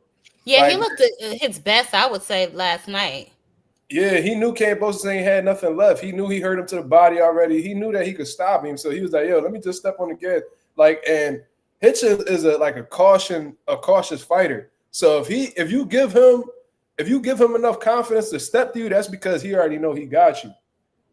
You feel me? So he not gonna take no unnecessary risk. Ramon says Haney got a better resume. Of course he do. Hitchins still on the come up for real. Yeah, for the time being, yeah. Kambosos was tailor-made for Hitchins. Yeah, we know that. Hitchins is food at 147. You think so? Kambosos not tailor-made. I agree. I agree with that. Hitchins he's food for everybody at 47. I don't see him beating Brian Norman Jr. I don't see him beating Barrios. I don't see that. You don't beat Barrios? Brian Norman is kind of y'all acting like Barrios a bum or something. Y'all gotta stop this. No, but look, I'm not, and I never said Barrios was a bum. I watched him come up from the very beginning when he was calling himself the Golden Boy. I've been watching him since like 2015. Barrios could box. Like he got a good jab, he got fast hands, good combinations. Offensively, he's very dangerous. But he has trouble with guys who could box. Like we seen the Keith Thurman fight. Like we seen Keith Thurman punch and move on him, punch and move, and Barrios crossing his feet. He's all off balance, and he doesn't have the best. Yeah, defense. but Thurman was a seasoned fighter, bro. What? He was a much seasoned fighter. Yeah, I'm aware of that, but I'm telling you what Mario Barrios' flaws are. Barrios has terrible defense, and his face breaks up with the slightest bit of punishment. Yeah, I think with Hitchins' boxing ability, although Mario Barrios is tall, I do think that Hitchins has a better understanding of range and overall distance. I think he could outbox Barrios. He just can't sit there. He can't sit in the pocket too long with Barrios because Barrios throws sharp combinations, and that could fuck with Hitchins. But if Hitchins keeps it rangy and he uses his legs a little bit, I don't think he stops Barrios, but I think that he could outpoint him. I think he's smart enough to do that. Not only that, respectfully, I think he'd beat Brian Norman. I don't think Brian Norman is that good. I don't think he's great, but I think he's definitely a force to be fucking with, especially if Boots moves out the way. I see him making his own name instead of riding on Jerron Boots in his coattail. I see him if he gets past Jen Sasaki, possibly. You know what I'm saying? But I don't know if Richard Hitchins is, because I think Norman Jr. punches harder, and he may be a little quicker. I think he's an ass kicking waiting to happen. I can agree with that, the right person, but I don't think any of them niggas coming up gonna be able to do it, except maybe a Rolly or somebody like that with a hard punch. I think that's a 50-50 fight. I think Rolly getting better, but between Rolly and B. Norman. But I just think Hitchins was school of Brian Norman, respectfully. Like I just can't. The 3 fights Brian Norman had before he became got that shot against Santalan, I like that shit. I just can't wipe it from my mind. And I think he's gonna get in there with somebody. How many fights ago was that? Like you don't think he's gotten better since then? Not really. Like in that fight against Santalan, like that was just a toe-to-toe slugfest. And then against this last dude who hadn't fought in 3 years, he got buzzed early. I am sick like salute to him. He stopped him, but he got buzzed. Like I don't think he's getting that much better to me.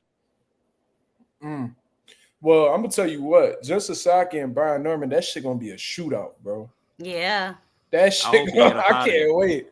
I can't wait. I don't know if I gotta get up early for that fight or what, but that shit, they gonna be shooting off the rip. I can't wait to see what happens. But I put up a poll. You don't think they're gonna use no deep? You don't think they're gonna use no defense or nothing? Or you just gonna think they're gonna be slugging it out? Sasaki defense ain't really set up too well, and Norman, he don't really care to take chances. He tough. He gritty. Marky, and I won. Brian Norman Jr. Norman probably a little bit more defensively responsible than Jen. I think Norman's a little bit more skilled than Sasaki, but they gonna shoot that shit out. Man, we don't know what time that come on. Do we got a time for that yet? I'm not sure. This is authoritarianism. What? How the hell these people are voting for Brian Norman? Because they have eyes. That's why. Okay, so let me it's ask because they've been lied to. Here we go. Wait, what? That's because they've been lied to. Sure, you're right. So listen, Mark, who you think is gonna win next week between Tevin Farmer and damn, that's next week. Kiddos. It's the 28th under undercard of Jake Paul. Yeah. Oh wow, that's 12 days. Shit. I got. All right. Yeah, go ahead, Mazuma. I got Tevin Farmer. He can't see no punches coming, but I got Tevin Farmer. Look, man. No, I said the same thing. I said the same thing. Go ahead, man. I've been around Tevin, not been around him, but I've watched him come up from the very beginning. And look, man, I see why a lot of people saying that Tevin Farmer has the the ability to defeat Floyd Schofield and stuff like that. Floyd Schofield, he been on some bullshit lately, especially with his father pulling out of that Shakur Stevenson fight, and didn't really look too impressive with that Jerome kid, right? We know that. And Tevin Farmer, he's had some disputed losses, with Muratalla, the first Williams Cepeda fight. I thought he edged. You know what I mean? So he's he's a legitimate threat at 135. However, I've seen fights with Tevin Farmer where he's had trouble with dudes who are, like volume punchers, pressure fighters. You feel what I'm saying? Like I've seen it with the Jojo Diaz fight back when he was like more closer to his prime. The second Williams Cepeda fight, I thought that he completely abandoned ship. I think that Tevin Farmer loses focus in some instances. Yeah, that was like his best. He'll be on the game plan, and then all of a sudden he wants to prove something, and then tries to step to Williams Cepeda. Why would you do that? I don't know if that was just the body shots catching up, or just try. I don't know what he was trying to do, but it was a terrible game plan in the second fight, in my opinion. I agree 100%. I don't know what happened. Schofield, his athleticism, he reminds me of Sean Porter. He's like a smaller version of Sean Porter. Sean Porter always gave people tough fights, even if he came up short. I think Floyd Schofield has that same ability to make fights hard for guys, and you got to really dig into your bag of tricks in order to get off on him, or at least be successful in that bout. I think that Tevin Farmer's biggest problem has always been that he has top tier defense, but his offense doesn't match it. And boxing is, make them miss, make them pay. He makes people miss a lot, but there's not too many times where he makes them pay outside of dropping Williams Cepeda and shit like that. I don't know if he has the offense, the consistent offense necessary to outwork a Floyd Schofield. I think it's going to be an ugly fight. I think that, Tevin Farmer is going to have a lot of success during the fight, but I do think that Floyd Schofield might edge it because he's the more active fighter. And I really think it's just as simple as that. If Tevin Farmer is able to match him in terms of output, or is boxing him to the point where he completely neutralizes Floyd Schofield's offense, then, he might pull off the upset. But I do think that Tevin Farmer is going to have a tough time, keeping up with Floyd Schofield throughout the course of them 12 rounds. 10 to 12 rounds, however many rounds it is. So I think that Floyd Schofield, I think it might be controversial, but I think Floyd Schofield going to edge Tevin Farmer out.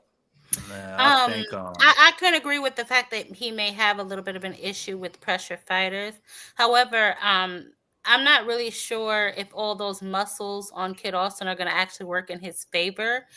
Okay. This will be only his, I believe, second 12 rounder, and the first one was by mistake. If I'm not mistaken, they told him at the last minute it was going to be 12 rounds, which is why he said he got a little gassed and fell off the stool or whatever the hell the case may be. But Tevin has been in the ring more recently than him. He's been out since before his scheduled fight with Shakur that he never attended. So I'm really not sure. I'm going to give it to Tevin Farmer just because of the experience and the fact that I think that whatever Kid Austin brings, he may be able to withstand that storm. Now, do either of them have the stamina to go the full thing is going to be the real question.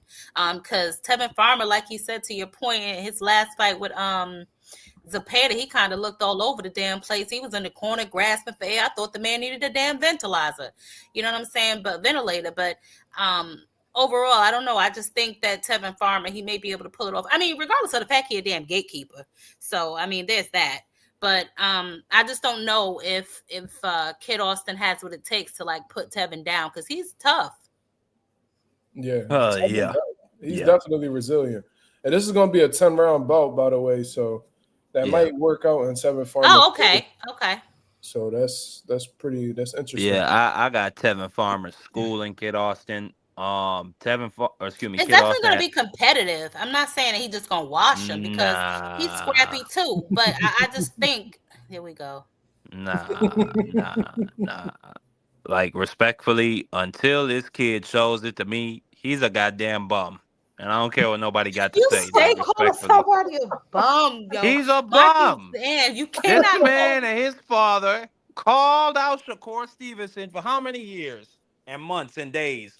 Oh, oh, they ain't gonna fight my son. They ain't gonna fight my son. This and that. They going around my son. They put the fight right in front of these two goofy ass niggas. And what did they go and do? Duck. They ducked until it was Somebody the stole most their passport, prevalent Marky Dan. But you bullshit. believe that? You don't believe that shit. These niggas and off of that shit, I don't man, that lucky turkey even want to still do business. I don't. Is this fight on the turkey? It is with Golden Golden Boy. Boy. It got but I'm sure it's on the turkey. Turkey don't even want to do business with these niggas no more. After he said somebody broke, because they were staying at Turkey's resort. He said that somebody broke into Turkey's resort, stole a passport, and threatened to unalive them. No. These niggas are. No, let me tell you something. I have never seen no DuckTales like that a day in my life, Jab Queen. I don't know if I've been watching boxing a long time. It's historian. It's the word historian in my name, Jab Queen. I ain't never seen no shit like that in my entire life. That nigga is a bum. And I'm gonna tell you something. Tevin Farmer never did no dishonorable shit like that. I'm not even gonna go to skills or nothing like that. This kid is a goddamn bum. I saw, and not only that, I saw that video of his father. People bums, bro. No, I don't have to. Respectfully. Now, as I was just saying, this kid sat there, and do y'all remember that video of his father beating up that lady or throwing her on the ground? Come on, man. No, he's a bum, and I'm going all the way with it. He's a goddamn bum in every way, shape, form, or fashion. I got Tevin Farmer winning this fight. I ain't even gonna break down those skills. That nigga is just terrible to me. This is in every way, shape, form, or fashion, and I want to see him eradicated. Wow. Taken up out of the game. Get him out of here. Go ahead. Yo, you gotta stop this shit, Marky Dan. I'm gonna keep speaking facts whether you like it or not. Your version of what's going on are not always facts. Dispute any of those facts I just spoke. You didn't speak no facts, so you kept shouting, he's a bum! He's a bum! You didn't come with no facts. I mean, was the man not staying at Turkey Al Sheikh's resort? Actually, that when that happened, they hadn't got there yet. Remember, the passport was stolen, so they couldn't get to the media workout. They couldn't get to London for the what was it? The media workout or some shit. I thought it was the press boxing conference. awards. It was the boxing. I thought it was the press conference with Shakur, because Shakur was sitting up there by himself looking stupid. Well, how the hell they even get out of the country? Those events happened back to back, so it took place in London. So apparently, according to Mama's Auntie Schofield and shit, somebody broke into their house, went into grabbed their passports and ripped the signature page out. Not steal the passport. That's what they said. They specifically ripped out the page that had their signatures on it. So when they got to the airport, they said that they could not board the flight because their signature page was missing from both of their passports. Somehow, some way. So he wasn't able to attend the boxing awards. What was it, the Ring Magazine boxing awards or some shit like that? And they missed the press conference that happened the following day. Come to find out, somebody broke into. He like a schizophrenic or something. Something wrong with him. Because he was saying how it's good that we didn't go to London because they was trying to compromise our training camps. And like, bro, what are you talking about? Do you hear this bullshit? It's media obligation. Do you hear this bullshit, Ty? Huh? A nigga broke into your house and they just decided to rip the specific signature page out of your passport. Somebody creeped in your crib to rip out a page and go home. Did he say that they stole anything else? They said that it was a part of that. It was someone on their team that was a mole that when they were in there getting prepared. Someone on your team. Yeah, it's probably him. Let's keep it a buck. It was probably Floyd Schofield Sr. himself who tore the goddamn pages up. He was terrified. He didn't believe in his son at all. He knew what was gonna happen to his son. You don't think so? Fuck no. Motherfuckers who be yapping like that, and then when when crunch time hit, then you start copping all these pleas, you pussy. To me, like, bro, you already got your opportunity. You ran your mouth so much that you ended up getting this fight when you really didn't deserve it. To be honest with you, Like You this ain't is fight bum no, behavior. This is yeah, bum like you ain't behavior. fight no notable names to get that Shakur Stevenson fight, but you Yo. got it because you was running your mouth on these blogs. So you finally get the fight, and now it's just it's all this doubt. You got moles in your camp. You said that the feds came to your crib and they was detaining y'all and telling y'all that y'all was some shit, that they did shit to their car. Like he was literally making every excuse to pull out of the fight. And when he didn't want to look terrible, he didn't want to really jeopardize his reputation, which he did anyway. But he ended up going to Riyadh, and then he's obviously technically every fighter is dehydrated when they're doing a weight cut, right? Like they get really dehydrated. So he used that as a route to get his son up out of the fight, and then he blamed it on some type of illness. It said Shakur Stevenson's team poisoned him, and somebody The had girl, yeah, she wiped something on him or something. The masseuse. Oh my gosh! Like they Man, get just up out of here. This like is just a nobody bunch of believe that couple of shit, bum bro. ass niggas, bum one and bum two, and this is what they do. They come up with lies. They make excuses. They talk noise, and then it's nothing but excuses at the end of the merry road. Yeah, The like he niggas don't are believe it. bum. I know motherfuckers like that, especially in boxing, that run their mouth. But then when it's time to make shit happen, they scrambling. They looking for a way out. That's just I've seen it happen. I've been in this boxing shit a long time. I know when niggas like a lot of people's mouth is like their first line of defense, and once you get past that, you know what I mean. They start showing how much of a coward they really are. He's a coward. His son might not be, but the father is, and he gonna follow whatever his pop say. Yeah, I Man, think like he's the a father, little like the son. afraid of I ain't him. trying to hear that shit. He a coward too. He went along with the plan. Mm-hmm. Yeah, I mean, yeah. If you Hell, I condone this think shit, he's possibly afraid of his father, maybe. yeah, and damn. I know this too because my father was my trainer. He ain't never do no shit like that. But it's like you don't want to disappoint your father or go against your father. You feel what I'm saying? So he probably just be with it. God bless But Man, you. regardless, if you Ramon condone this sucker Safu. shit, you a sucker too. If you condone sucker shit, you a sucker too. Thank So it you. is what it is. Ramon Safu is the matter of fact. Before I get to Ramon, what Ramon said, it's just like what we talk about with the Juice Crew. We all know that it's motherfucking Eddie. What's his name? Reynoso. Eddie right Oh, now. We all know I it's fried they Reynoso giving them ass. the drugs. They I make the fried decision they to ass do the the other day. drugs. So they're the drug cheats. And that's how we hold them accountable. So this nigga is a coward for going along with that cowardly bum ass shit. And we gotta call it like that. But quick point of analysis. Ramon Safu said that ICE deported them. I absolutely believe it. I believe Oh it. my God. Now you doing too much, Marky Dan.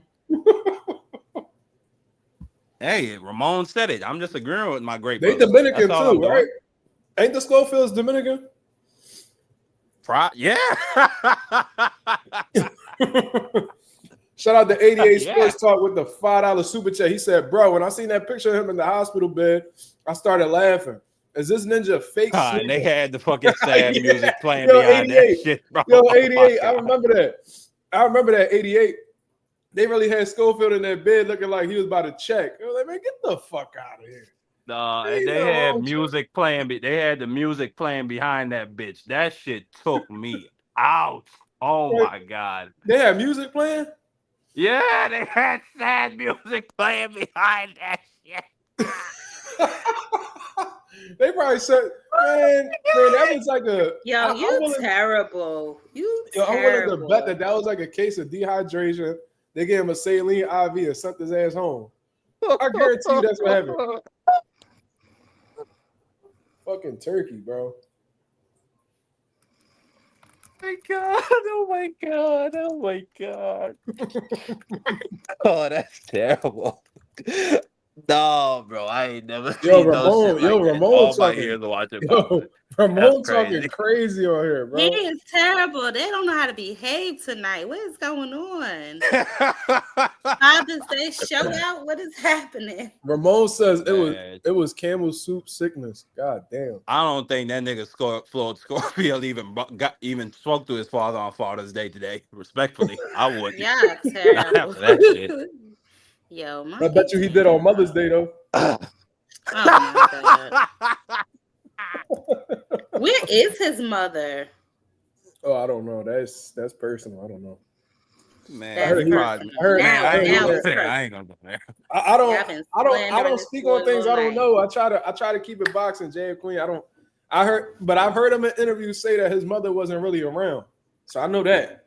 I know that he had that lady that he beat up. He's supposed to be with my her for like 2-3 God. Okay, years. Marky Dan, that's not boxing. Yes, it is. No, That's exactly it's not. what he did to that lady. It was boxing. That's what he did to that lady. Bro. He boxed him. Awful, Yeah. I didn't make Floyd Schofield do that. Why you criticizing me, Jab Queen? Criticize him. Shout out He's to the one Jab. that's making his son do all this weird shit and he's beating up ladies, not me. Shout out to he crazy. Yo, I can't. Shout out to Jab Queen Boxing with the $5 super checks. He said, showing love and support, fire show. Thank you very much, Jab Queen. I appreciate you. This is ridiculous, Marky Dan. At the end of the day, we don't know what happened over there. Something could have really happened to that boy. Remember, he's not the only one who got sick over there. Who else? Daniel Daniel Dubois got sick, and Ortiz said he was sick, but he was able to still perform. I don't think Daniel Dubois even made it out there though. Like they got out there. Yes, there. he did, but he ain't never make it back. Cause where the hell is he? I mean, he getting ready for a Usyk fight. Yeah. I mean, to be honest, I think that Dubois fight, they just realized we could pull out and then sit and wait for a Usyk fight, and that's what happened. That's exactly what happened. That's actually that I'm like not too big on the conspiracies, but at the same time, that might have Mazumov was sick too. Huh?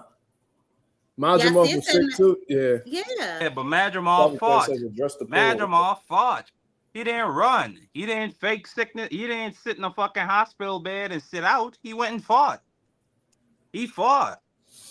Well, the poll has been up for about 20 minutes, and Brian Norman has a significant lead over Richardson. Good for you. Good for you. Out of the 31 votes, Brian Norman bet the friendly 10s, friendly 20, friendly 10 of 20. 77% says Brian Norman Jr. wins.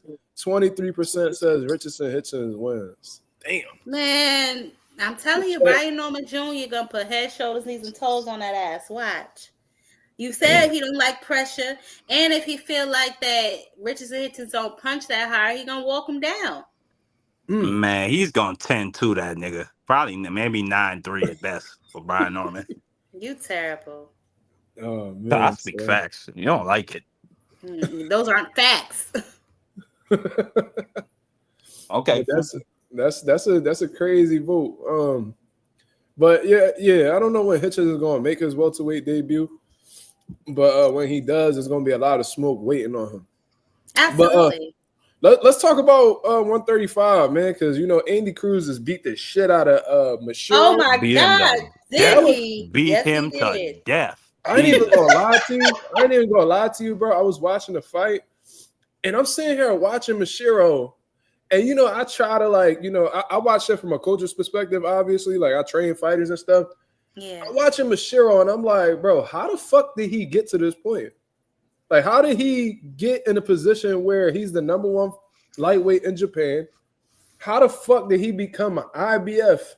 Like, how did he become a part of an IBF final eliminator? He's fucking terrible. So let me ask you then, Mark. Is it hard in Japan? Because I got to be honest, I don't watch a lot of their fights. The time difference and stuff. Is it hard to be a champ? Because I was watching some of the Sam Noakes fights. Just to see, how he's going to do against Mason Abdullah. Yeah, how he's going to do against Abdullah. And I'm like, all these niggas he's fighting, I've never heard of them. I've never seen them, even on Pro Box. I don't remember seeing any of his opponents on Pro Box. Where do they get their opponents from? Do they just pull them off the street? Well, usually everything above 126 is pretty dead in Japan. They don't really have nothing. Their best fighters are for them smaller weight classes. When you start getting bigger and taller, they move you into baseball and shit like that. They don't keep you boxing is not they got Inui over there, but outside of that, it's not the most profitable sport. Inui is a money making machine on his own, but the rest of that shit, Like parents are encouraging their kids to do soccer and baseball, like Well, I'm gonna not tell you boxing. this. I'm gonna tell you this. He's the number one lightweight in Japan out of like 144 that are currently in Japan. But what blew my mind was on Box Rack, you know, they ranking system has always been a little janky or whatever. Envelope-ish. That's what I call it. He was ranked prior to the Andy Cruz fight. The nigga was ranked number 14 in the world. In the world. I said Mashiro is the number 14 ranked lightweight in the world, bro. But was he number? So wait. So he wasn't number 2, but they made it a mandatory fight, or excuse me, They made it an fight? IBF final eliminator, meaning whoever it was an eliminator. It was not an eliminator, a final eliminator. So that means, so whoever won this fight, let's say Mashiro would have sparked Andy Cruz, he would have been Raymond Muratalla as mandatory. That's crazy. Who's number 2 or number 3 rather? I don't know. I got to take a look at that. But it's all. I think they were just trying to set it up for Andy because he's probably number 1. So and since he was fighting Mr. Hero anyway, and then Loma went ahead and decided to drop the belt, they said, okay, well, we need a mandatory for Muratalla to fight. The number 1 contender is already fighting, belt. So yeah, let's just schedule this.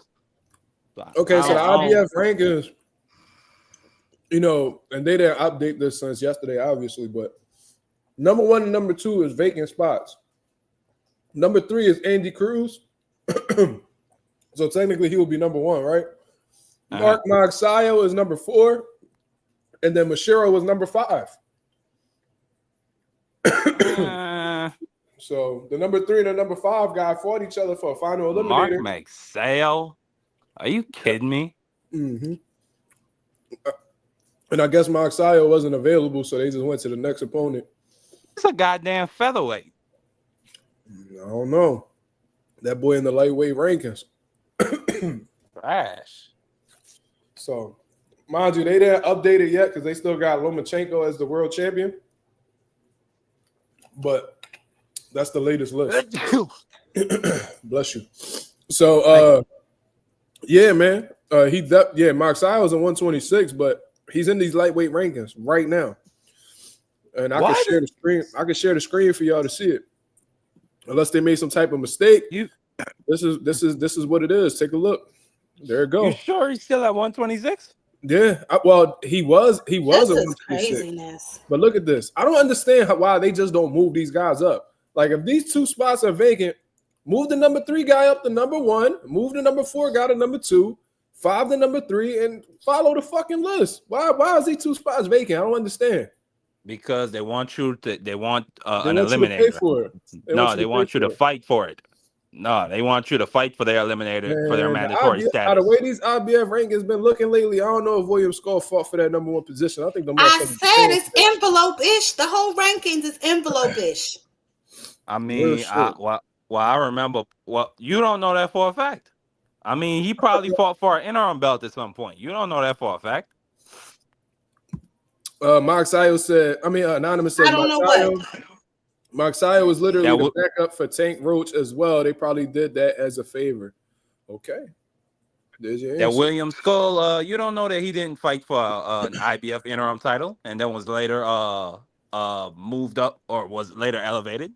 Well, he beat Vladimir Shishkin for the interim, and then you go. But regardless, if you look at William Skull's resume, he ain't beat no notable names to get in that position any fucking way. I mean, there never usually is no notable names for the IBF. Like it's a whole bunch of Eastern Europeans, Middle Easterners, fucking Asians. It's not really guys that we know or give a shit about, to be honest. That's how it always is. That's how the Karen Chukababayev. We don't know who the fuck these people are. You're doing too much. No, I'm speaking facts, and you don't like it. Here you go. But no, for real though. Andy Cruz, he fought Mashiro. Man, Mashiro was extremely limited, bro. Like no upper body movement whatsoever. Defense was trash, stiff, robotic, jab trash. I was like, bro, it got to be something about this kid that's got him. Like I'm trying to give him the benefit of the doubt. He got And that hurt. was the only thing I saw. He was trying his best with what he had. So I salute him for that. But at the same time, it was like, bro, this dude's skill set is so limited. It was like, bro, this dude, like, I really felt like there's kids in my gym that would give Mashiro work. Like, work. Yeah. You feel what I'm saying? So I'm you're like, talking bro, about him being so stiff. I mean, he couldn't bob, he couldn't weave, he couldn't duck down, nothing. Like, he was just putting his high guard up. Sometimes he'd turn to the side, but all that would happen is Andy would just whoop the side of his head. Like, it wasn't nothing he could really do defensively other than put up a high guard. And Andy just beat him to death, man. That was brutal. Yeah, it was. Yeah, that was. That first knockdown was brutal because he stunned him with a right hand, brought the right hand back, put him on his ass. I'm like, bro, they need to leave this shit alone, bro, because those are type ass whoopings that people don't come back from. So I was glad they ended up stopping it eventually. But yeah, Mashiro did not belong in there with Andy Cruz, and that's probably one of the easiest fights you could take in the lead up to a world title fight. So Raymond Muratalla, Andy Cruz is a great fight. And if Andy Cruz is able to successfully defeat Muratalla, which I'm sure he could, that'll put Matchroom in a great position to make some unification fights happen. About time, because Matchroom been getting their ass kicked all year. Yep, it looked like he lining himself up with Shakur, and that Keyshawn fight is out the window. Two island niggas. Andy Cruz versus Shakur Calderon. Shakur Calderon? Yeah, he a Puerto Rican. He's an island nigga, just like me. I told you he said that boy was Puerto Rican. Would you stop it, Marky? He is, though. He is. Oh, my God. Exact facts once again, and you don't like it. Jack Queen, once again. You ain't know that? I know he said his father was Spanish, but I never seen him. You never seen? He looked just like his dad too. That's the he ain't never seen his own father, but hey, that's what he claimed. He's a goddamn Puerto Rican. Well, according to what shit Shakur crazy? said, Shakur dad had a lot of like legal issues, was on the run and shit like that, so he couldn't really be around his son. But they met a little bit before they started to like get cool with each other a little bit before he passed away. His dad had like a heart attack or something. So yeah, they got a whole picture together. And when you look at Shakur dad and look at him, they look a lot alike. It's just that Shakur like the darker version. Man, you could tell that nigga didn't have his father. Respect to him, R.I.P. But just the way how that nigga was talking to Nakatila. Do you remember that fight? You a cop. I gotta whoop you for the hood.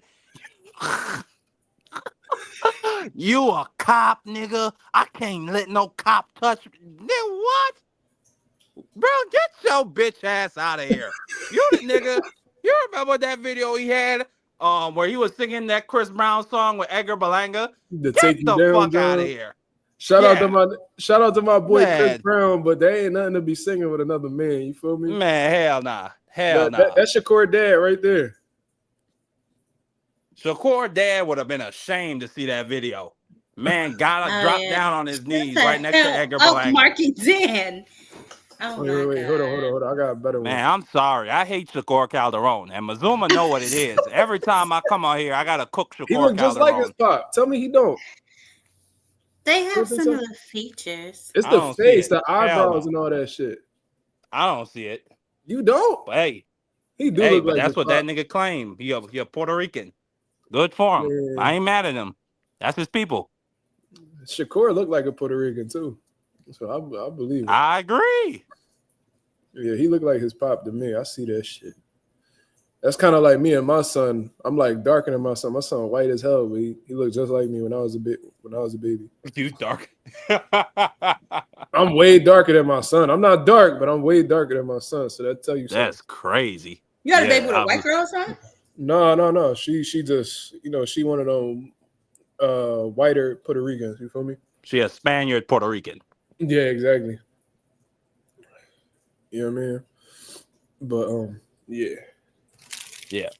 Salute to Mazuma clone number 1. So happy birthday to Mazuma clone number 1 once again. Oh yeah. Let me show y'all before we get back into the boxing, John. Yeah, there's him right here.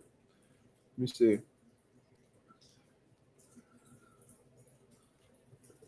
Let's see Mazuma clone. Ah. Yeah, he looked just like me when I was a baby, bro. That shit's crazy. But he just white. Yeah, the two of y'all got the same forehead. Listen, nigga Marky, damn, bro. Don't they? Like, I'm just saying, he looked like his father. That's a compliment. It's my boy. He had a lot of fun. Happy But anyways, birthday. thank you. Who black and Puerto Rican? That my father's black. They're still talking about Shakur. They ain't talking about you, baby. Oh yeah, They talking about Shakur Calderon. They ain't talking about you. Stop calling. Make me. You know Shakur, what?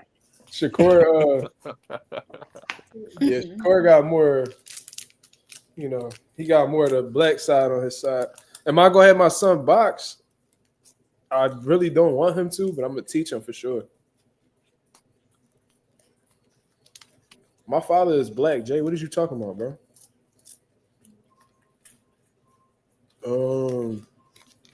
I don't want him to box, but I'm gonna have him, you know, obviously learn for like self-defense purposes. But I want to put him more like on a baseball route. You know what I mean? Do what the real Puerto That's Rican dope. do, play baseball. I don't want him to be involved in boxing at all. I don't want nothing breaking my son's heart. Boxing real grimy, bro. Thank you. That's smart. Mm-hmm. Because we were, well, I think we were, weren't we, Jab, we were talking about Deontay Wilder yesterday or the other day. Yeah. Yeah, I mean, that's literally what we were talking about. People saying, well, we don't want Deontay Wilder to come back for the $15 million. I mean, this is the man's profession. He's a boxer. This is what he do. He don't know how to do anything else. They put $15 million in front of him to fight a David Allen. Who are we to tell him that he shouldn't go take that? Even if he gets beat half dead and is a skeleton of himself in the next 10 years. That's why you training us. That's why you putting your son on a different path. So he don't become a dumb boxer, respectfully. Because respectfully, I don't want that for my son. To just get beat within an inch of his life to get to make a living. Mm-mm. I don't think that's fit for anybody. Respect to the boxers, but no. Yeah. No. That ain't for me. That ain't for my child. Absolutely not. You know, it'd be so funny, Jay. Like black people be like, "Yeah, you a Puerto Rican, you a poppy boy." Then the Puerto Ricans be like, "Oh no, you ain't Puerto Rican, you black." Ain't that some shit? Ain't that something? Especially at the bank. I was at the bank the other day, talking back and forth with one of these dudes that I know from around the way. He come around all the time. He was like, "Yeah, man." He was like, "Yeah, man, I'm going back to the island." Blah blah blah. I said, "Yeah, my family from here." He was like, "Oh, really? Oh man, I thought you was black.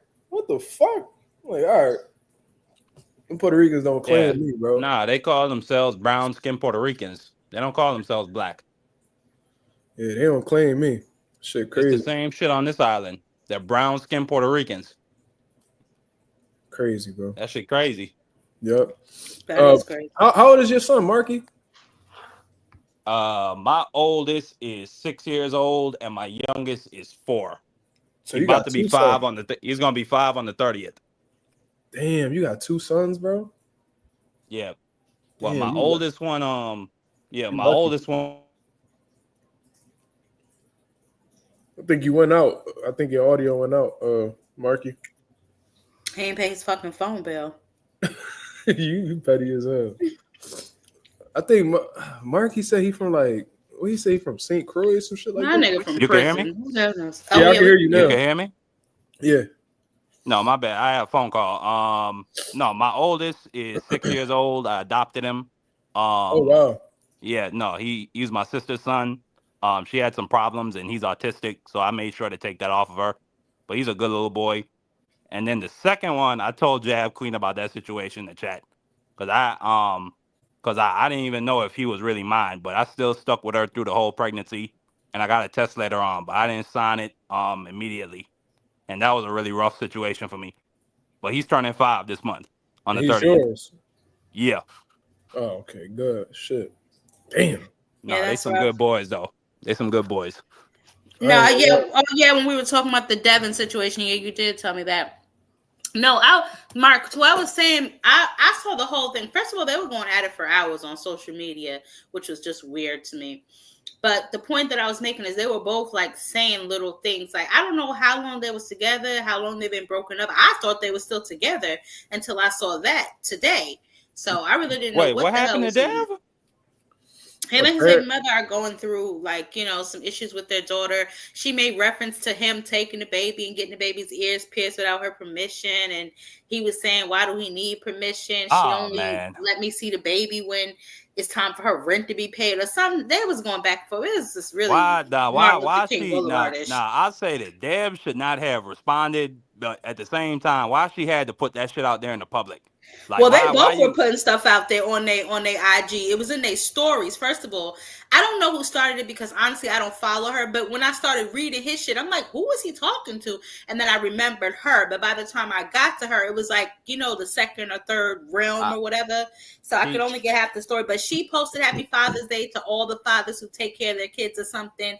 And then he responded with Happy Father's Day. Hope y'all not going through the same thing I'm going through. Some nonsense. And then they kind of was going back and forth on their own pages, but talking to each other. So it was hard to follow. See, that's why I thank God my mother is a lawyer. So I didn't have to go through none of this shit. She told me to shut the fuck up, and that's exactly what I did. And she really handled that whole situation with my second son for me. Going to get the test, telling me not to sign that fucking birth certificate. Yeah, that's what she said. She said you were at the hospital and you didn't even sign the birth certificate or some shit she was saying. And I don't think no man, respectfully, I don't think no man should sign the birth certificate. They probably told Dev not to do it until he know that's his kid. Yeah, facts. Because that's a contract. That's a contract with the state. That's not a contract with the mother. That's true. And that's true. Even if you proven not to be that child's father, it's not 100% guarantee that they'll take you off. So I don't blame no man for not signing that until they sure. But I don't know. He should. I don't think he should have responded. But that's what she wanted. That happened to my uncle. Yeah, I fought the whole first year for my son. The whole first year of his life, I fought for him. So that happened to my uncle. He was married. They had a baby, but it turned out the little girl wasn't his. They ended up breaking up, and his new girlfriend was like, "That's not your baby." You know how sometimes women know. And he was like, he took the test just to prove that she was a hater. He was like, and to my fucking surprise, she was right. Man. He wasn't my baby. And it took him years to get off that child support. And don't you know they never gave him none of that money back either? Nope. Oh yeah, they run off on your ass with that bread. You know what I mean? But I ain't gonna lie, my trust got so fucked up with this girl. My trust had gotten so fucked up with this girl. I started questioning whether I wanted to do a fucking test on my son too. But damn. Yeah, bro, it'd be like that. Definitely be like that. So I know what Dev going through. I don't know all the details, but that sounds like a typical case of you know. Yeah, but then he started accusing her of not working and shit, but she wasn't working when you met her. You know what I'm saying? So you got to take these things into account too. You can't expect her to just completely. Yeah, you gotta do it. You gotta. He gotta come. He gotta come to that understanding, like I did. You gotta know these women before you impregnate them, man. And if you were supporting her before the goddamn baby, nigga, you for sure gonna be supporting this girl after. Okay, like that shit ain't gonna stop. It's probably gonna get even worse. Now, if I were him, I just wouldn't have said nothing. I would have gotten because if it's to a point where me and you can't even be cordial or have a conversation as to when I'm getting this baby, and you know I'm a public figure, and you putting my business out there, I'm just gonna contact my lawyer, and we're gonna get this shit fixed with the courts so that I get a schedule and we don't ever have to interact with each other, and it just be that, and you get a fixed payment. So it's none of this weird shit out here on social media about she only called me when she need her rent paid. And then she's back, why are you taking my child to get fucking ears pierced? Like, that shit is embarrassing. Like, the two of y'all It is. And on Father's Day, I thought that was so Martin Luther King Boulevard-ish. I'm telling you. You keep saying that shit. It's funny as shit. Damn. Man, prayers. King Boulevard. Damn. But, all right, y'all. If y'all want to get into some open boxing topics, feel free. I always like to, before we sign out, we talk about what's currently going on in the world. If y'all got any questions, anybody out here got any questions? You know what? I actually, maybe you can help me because I can't seem to get a definitive answer on how Devin is ranked number 1 at 147 and he doesn't even campaign there. The envelope boys. Well, I see what it is. So I don't know if people actually know this, but even if you're fighting at a catch weight, anything above 140 is technically a welterweight contest. So I know we're not looking at these fight like that fight at Jose Ramirez as a welterweight contest, but in reality it is. If you fight at 148 pounds, that's technically a 154-pound contest. That's a junior middleweight contest right there. Anything above a certain weight limit, it transitions on to the next weight. So I think that they use that as an avenue because, you know, the WBC, you know, they just be looking for the checks. They be about the cash. You feel me? That's what I'm saying. They like, oh, Devin just fought at a catch weight of 143, 144, 145. Oh, okay. He's a welterweight as far as we're concerned. Let's put him in these rankings so, you know, we could put him in position to fight for a title because Devin Haney is a name. You know what I mean? He brings money to the table. And, you know, they'll rather have Devin Haney had a WBC than Mario Barrios because, you know, as far as I'm concerned, you know, Devin's paydays be a little bit, you know, better than Mario Barrios's. So would you rather think the BC, you think they'll choose a Devin Haney over a Mexican? I believe so. If the money right. They chose Floyd over all them. They chose Floyd when Floyd was getting to a bag. It's all about who giving them the bigger check. True. Okay, I get but that. You don't. But okay, so you don't think that after this fight that he has with Pacquiao, that will shoot him higher? First of all, it depends on how that those fight ticket goes. sales are. Those ticket sales are. But oh yeah, y'all got to stop this shit. I know y'all do not think that them dragging Pacquiao from the senior department of box rec is really gonna do something with some damn Barrios.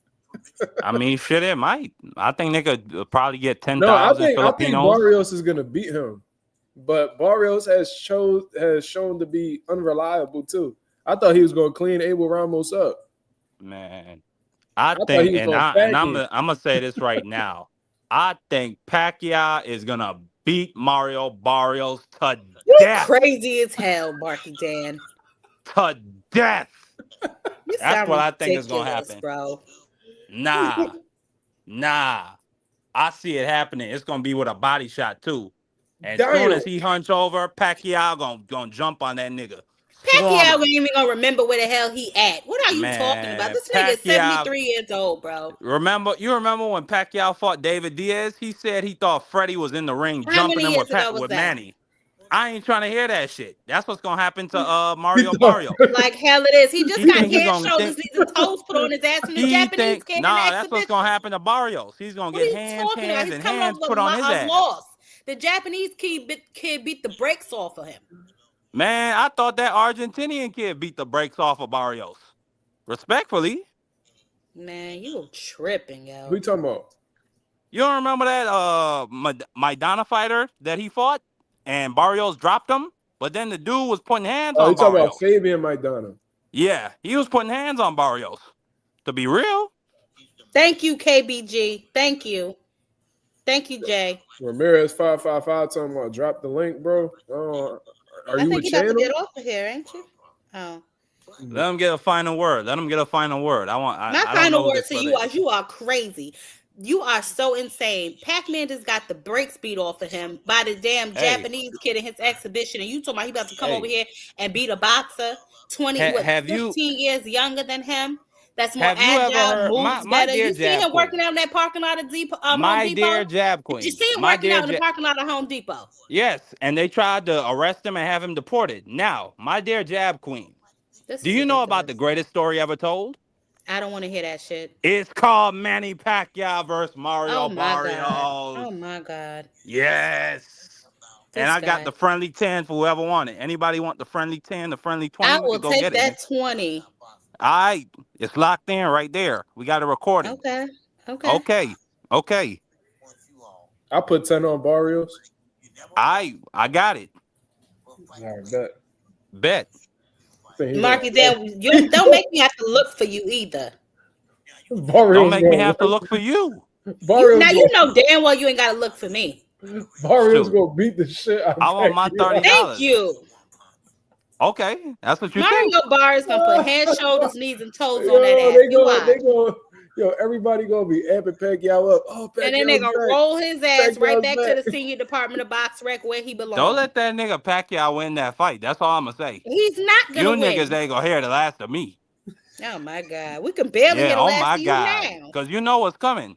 You know what's coming. What? That man Pacquiao about to win that fight. And I'm gonna be up here letting Mazuma know about it every fucking day and every chance I get.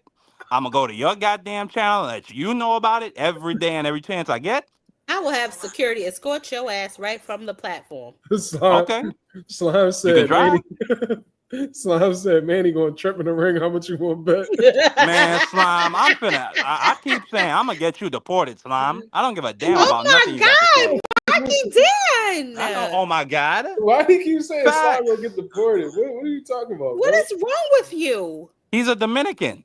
No, he's You not. can't say stuff like Yes, this. he yo. is. No, he's not. He's Puerto Rican. Oh, okay.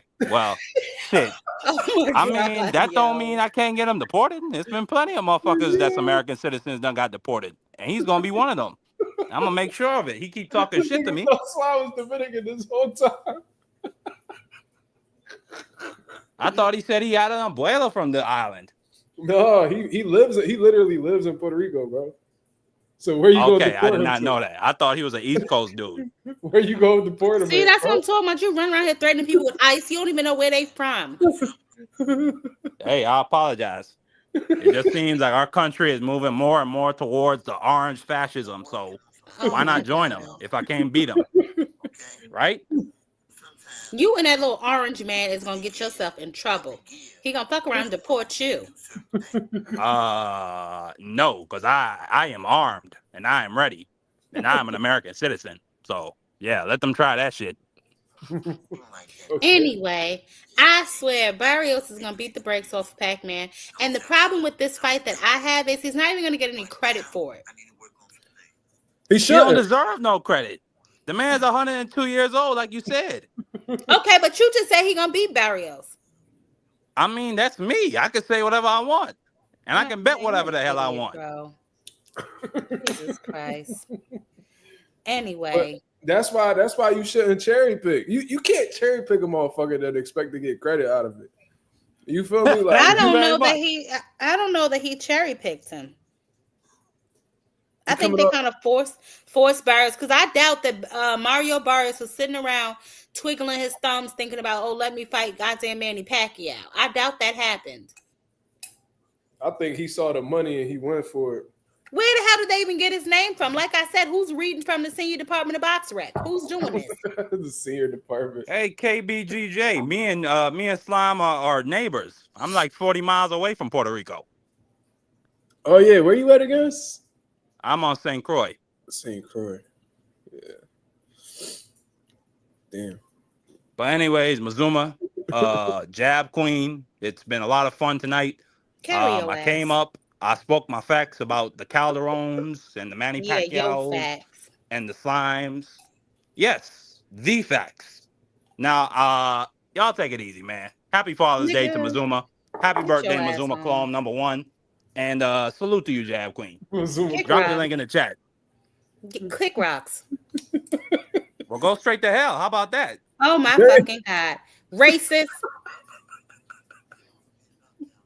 Yo, you can't pay Marky dead anymore. That nigga is. I don't. Let me tell you, he trolls me on my own channel. Trust me, I know. He's insane. Calling people racist. Yo, so this early in nigga, the morning. hold on, Jay Queen, hold on. This dude Ramirez talking spicy as fuck. So we gonna bring him on. I don't think you want to be on here for this, Jay Queen, because this shit's gonna get a little hectic. Martin Luther King-ish? Yeah, because Well. he talking cash shit. And okay. I always say that if you're not willing to say that shit in person, then you shouldn't say it at all. I know that's so, right. Well, I will step down and I'll be in the chat, ducking and dodging. All right. Thank you for letting me come up. You welcome anytime, Jay Queen. Thank you. Yep. Now let's see that shit that you talking, nigga. Cause I'm over here conversing with people. We talking boxing. You know what I mean? You don't like the fact that I ain't bringing you on, so now you want to talk crazy. You bitch ass nigga, come on here and talk that gangster shit you was talking. Little faggot ass nigga coming on here telling me that I'm meat sucking D-Rod. Nigga, you on my dick trying to come up on my fucking channel. You on my dick trying to come on my channel. You telling me that I'm a dick sucker because I ain't letting you on. You faggot ass nigga. Fuck is you talking about? Nigga super weird, cuz.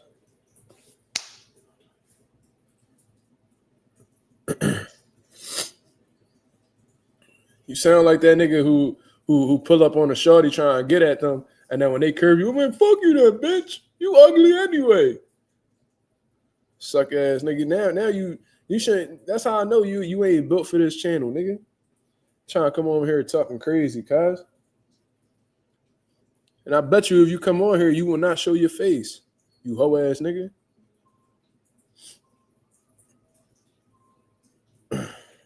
Fuck is you talking about? Dude, you ugly anyway, bitch. Fuck you. Hoe ass. Where is he at?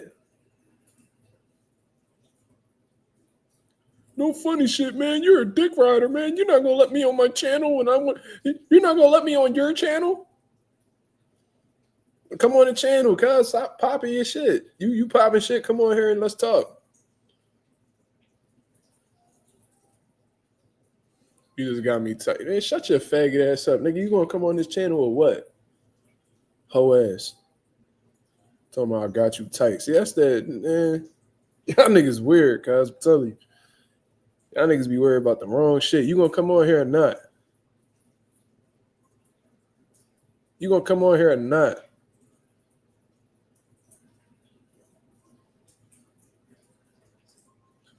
See what I mean? You get these bitch ass niggas what they want, and they still.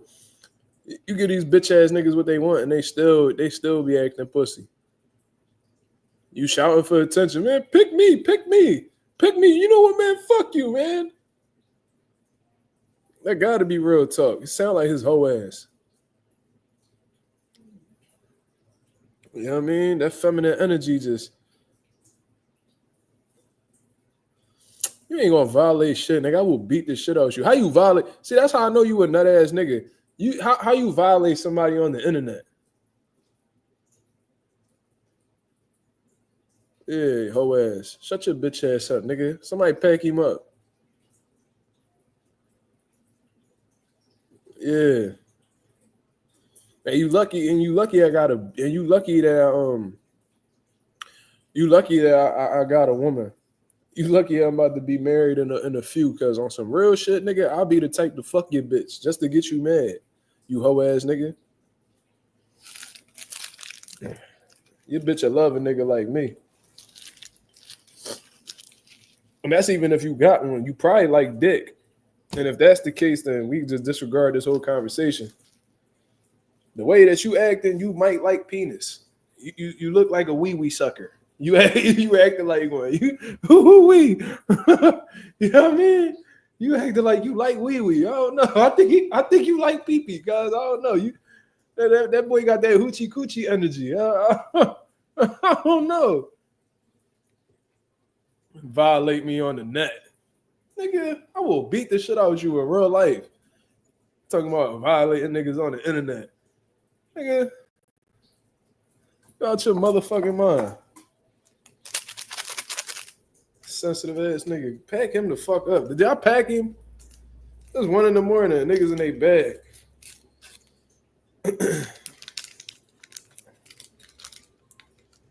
Internet beef, not real. That's a fact. Because I'm sure there's plenty of people who made fake accounts be popping that shit online and probably seen me in person and kept that shit moving. It's about to get real Martin Luther King Boulevard shit. It's about to get real. You see, I be kicking it. I be cooling. But y'all niggas be trying to bring a different side about me. I ain't even on that. Yeah, I'm working on that. We definitely gonna get married. Baby, let's get married.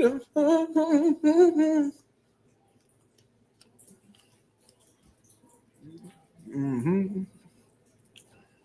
I forgot the rest of that song, but I know that one part.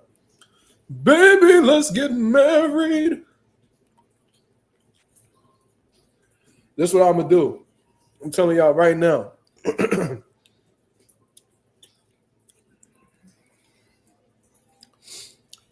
It's not gonna be that type of marriage, Slime. This is what we doing. I already got that shit. I could just book it right now. I'm gonna go get married in Vegas. Yeah, that jagged edge, yeah.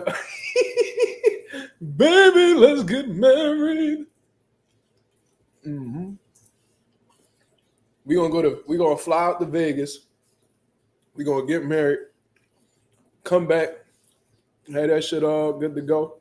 And then after that, we gonna have that shit. We're gonna have that shit together. And then, a few years down the line, we're gonna do the marriage for real. Definitely subscribe. Coffee Place said I'm gonna link Rolly. Oh yeah, for sure. He's like, man, just come out to Vegas, man. Come on, I'm fly you out. I said, Rolly, ain't nobody, ain't no grown ass man flying me out, nigga. Now come on, man, I'll show you around, man. I'll show you. I was like, nah, I'm cool, Rolly. I appreciate you, but nah. Come on, man, I'll show you around, man. It's we can go anywhere. I'm like, no, Rolly, chill, guys. Like, yeah, all right.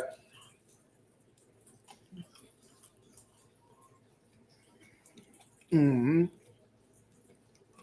He treated me like a bad bitch off IG.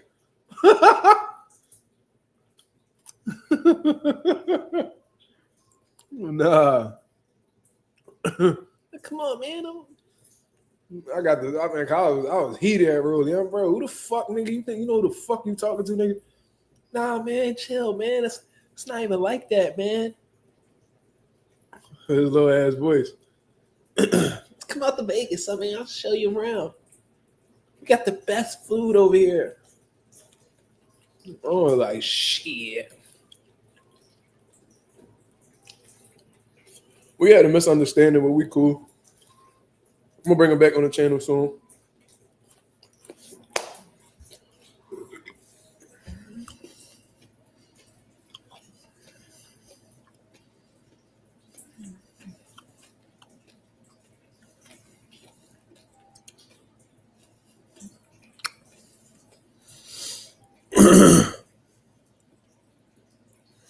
Yeah, Rolly the man. I fuck with Rolly. And I was one of very few channels that picked him to beat Ryan Garcia. If that's facts, type facts, nigga. If that's facts, type facts, nigga.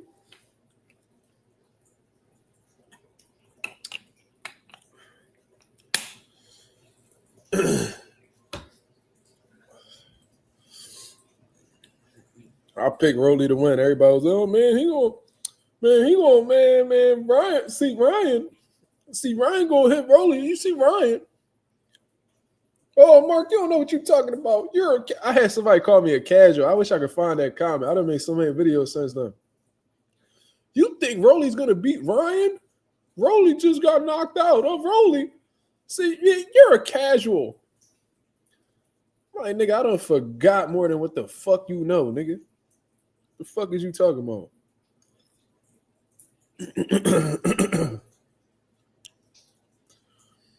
Yeah. And whenever they lose in a debate and they ain't got no good points, you're a casual. You're a casual. When in doubt, pull the casual card. Yep. But let's get one more question in before we get up out of here, man. What we talking about? It could be boxing topics. It could be life topics. You know what I mean? Fatherhood. Since, well, it's not Father's Day no more. Technically, it's 1 a.m. over here. But anything having to do with life of boxing, let me know. We're going to get one more before we get up out of here. I took a good-ass nap, so I'm charged up. You know what I mean?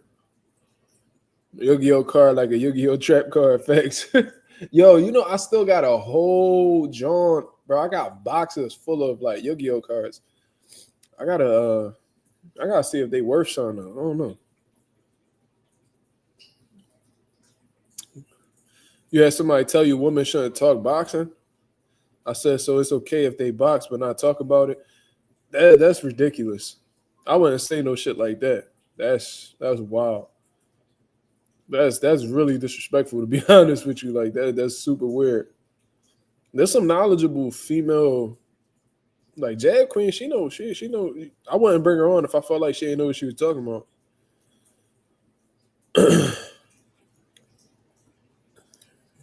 Like Marky Dan, like he be popping his shit, but he know what he talking about too. He be watching. He be up with the sport.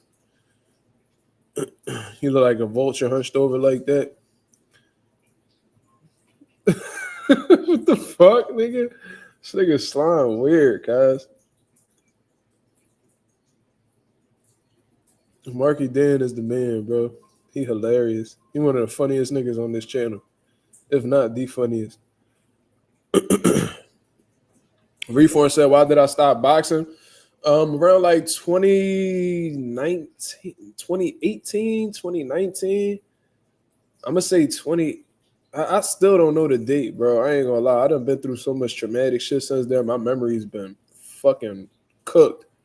But like around like 2018, 2019, I was diagnosed with a chronic illness known as ulcerative colitis. Ulcerative colitis is when you have ulcers in your colon and your digestive tract. Like pretty much I got some pancolitis, so it's my whole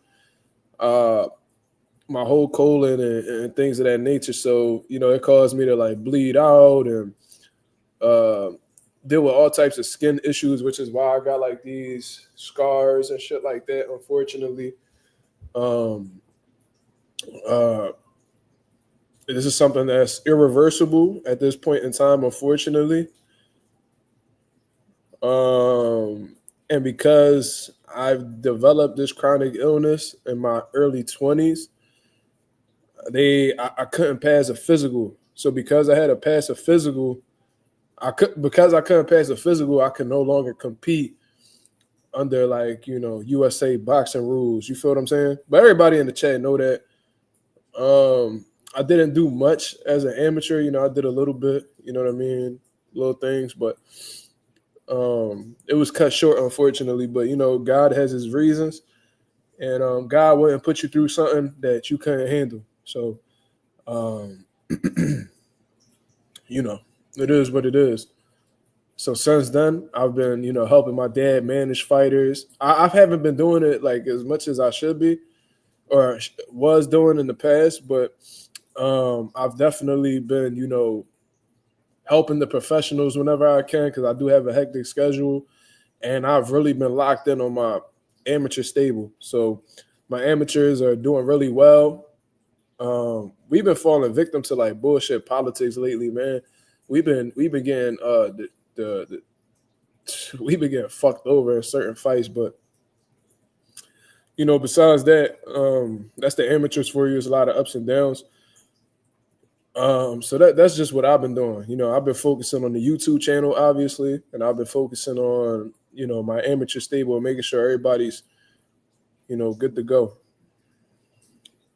He said, I look Iranian. How the fuck I look Iranian? I don't got no opinion on that because that's not my fucking business. So, yeah. Is it the beard, brother?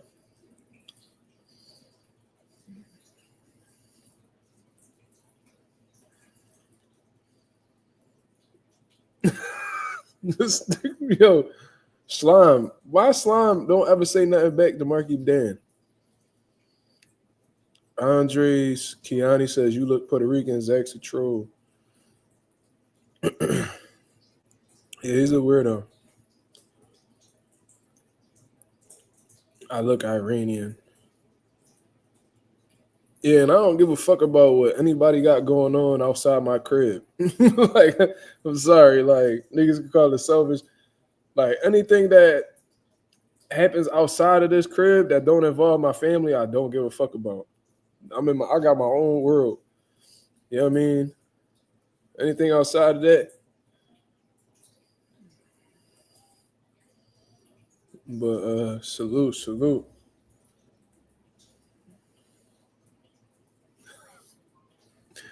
Yeah, that nigga's crazy. So no questions. Everybody good? Let me know. Let me know if everybody good.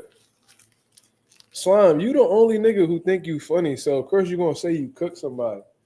You don't be getting no laughs. You the only nigga, bro. You write these jokes and you laugh to yourself. You be like, yo, I'm cooking this nigga, man. I'm so funny. Oh my god. Whole time, niggas ain't get. You ain't even getting reactions, cuz. Shut your fat ass up.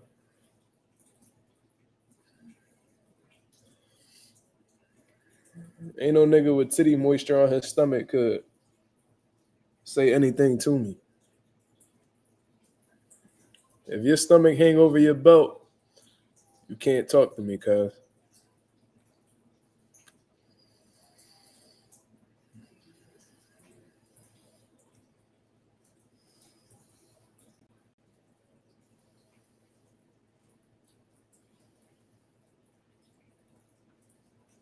Yeah.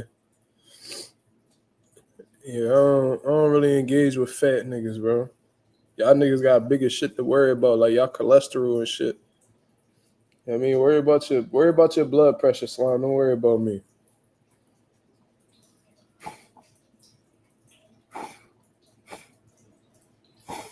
God damn. The fuck?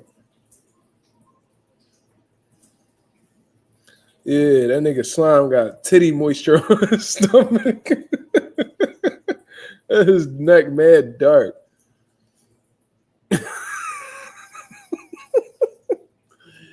Yo, Slime.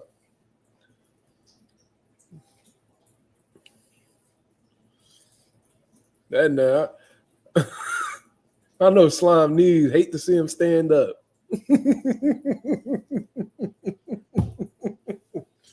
Oh boy.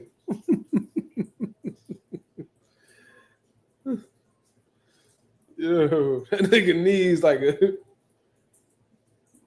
that nigga needs a powerlifting champ. Turn off the faucet, my fault. My fault, damn. This nigga coffee on the internet telling me what to do in my crib. What's wrong with y'all niggas? Nigga like, yo, turn the faucet off, nigga. Yo, hold up. Hold up, nigga. That's the only way my cats drink water, man. What the hell wrong with you?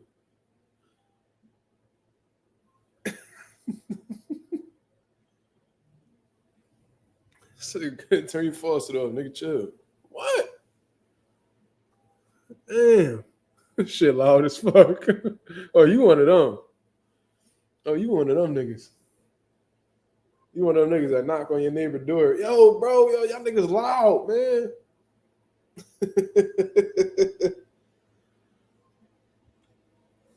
Yeah, my cat's definitely spoiled. Look at this nigga. Look at him. He swear he run. He swear he runs shit. Look at the way that fat motherfucker laying on that chair. Look at him. He take that whole chair. This nigga big as shit, bro. And he only eat once a day.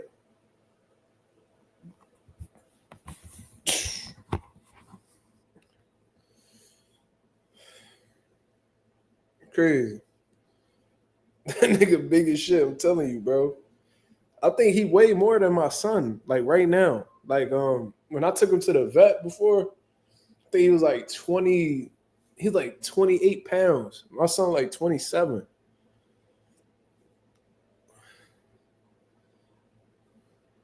Yeah, bro, he big. What was crazy was growing up, he wasn't big at all. He didn't get big until we did that surgery on him. I don't know what this nigga is. This nigga might be a mountain lion or something. I don't know. But he annoying, bro. Like he really think like he run this bitch, bro. So one thing about me, I donate clothes to like, you know, the less fortunate and shit like that. I be having so much clothes, bro. Like shit that still got name tags, that still got like tags on it, like Zara, H&M, you know, Express. You know, like a lot of them joints. So I'll just be giving it away. Sneakers. And bro, I'm like piling all my shit up to get ready to put it out. This nigga lay on top of the clothes. Like this nigga a clown. Yeah, he lazy. He sleep all day. He eat and sleep all day. That's all he do. And then like when I give him like activities that force him to run around and shit, he be getting all out of breath, be panting. I'm like, this nigga suck, bro. But all right, y'all, I'm gonna get up out of here, man. I appreciate everybody that came through and show love as always. If y'all could go ahead and hit the like button on the way out, that'd be very much appreciated. You see what I'm saying? We on the road to 3K. We well into the 2,900 mark, and I got nobody to thank but you guys, man. We had some great conversations. You feel what I mean? Shout out to Jag Queen. Shout out to Marky Dan. Shout out to Art Man, the great for coming through and showing love as always. You feel what I mean? I'll be back at y'all with another live. So be tuned in, 10:30 Eastern Standard Time tomorrow night, man. Y'all have a blessed, beautiful one. I'm up out of here, man. Peace.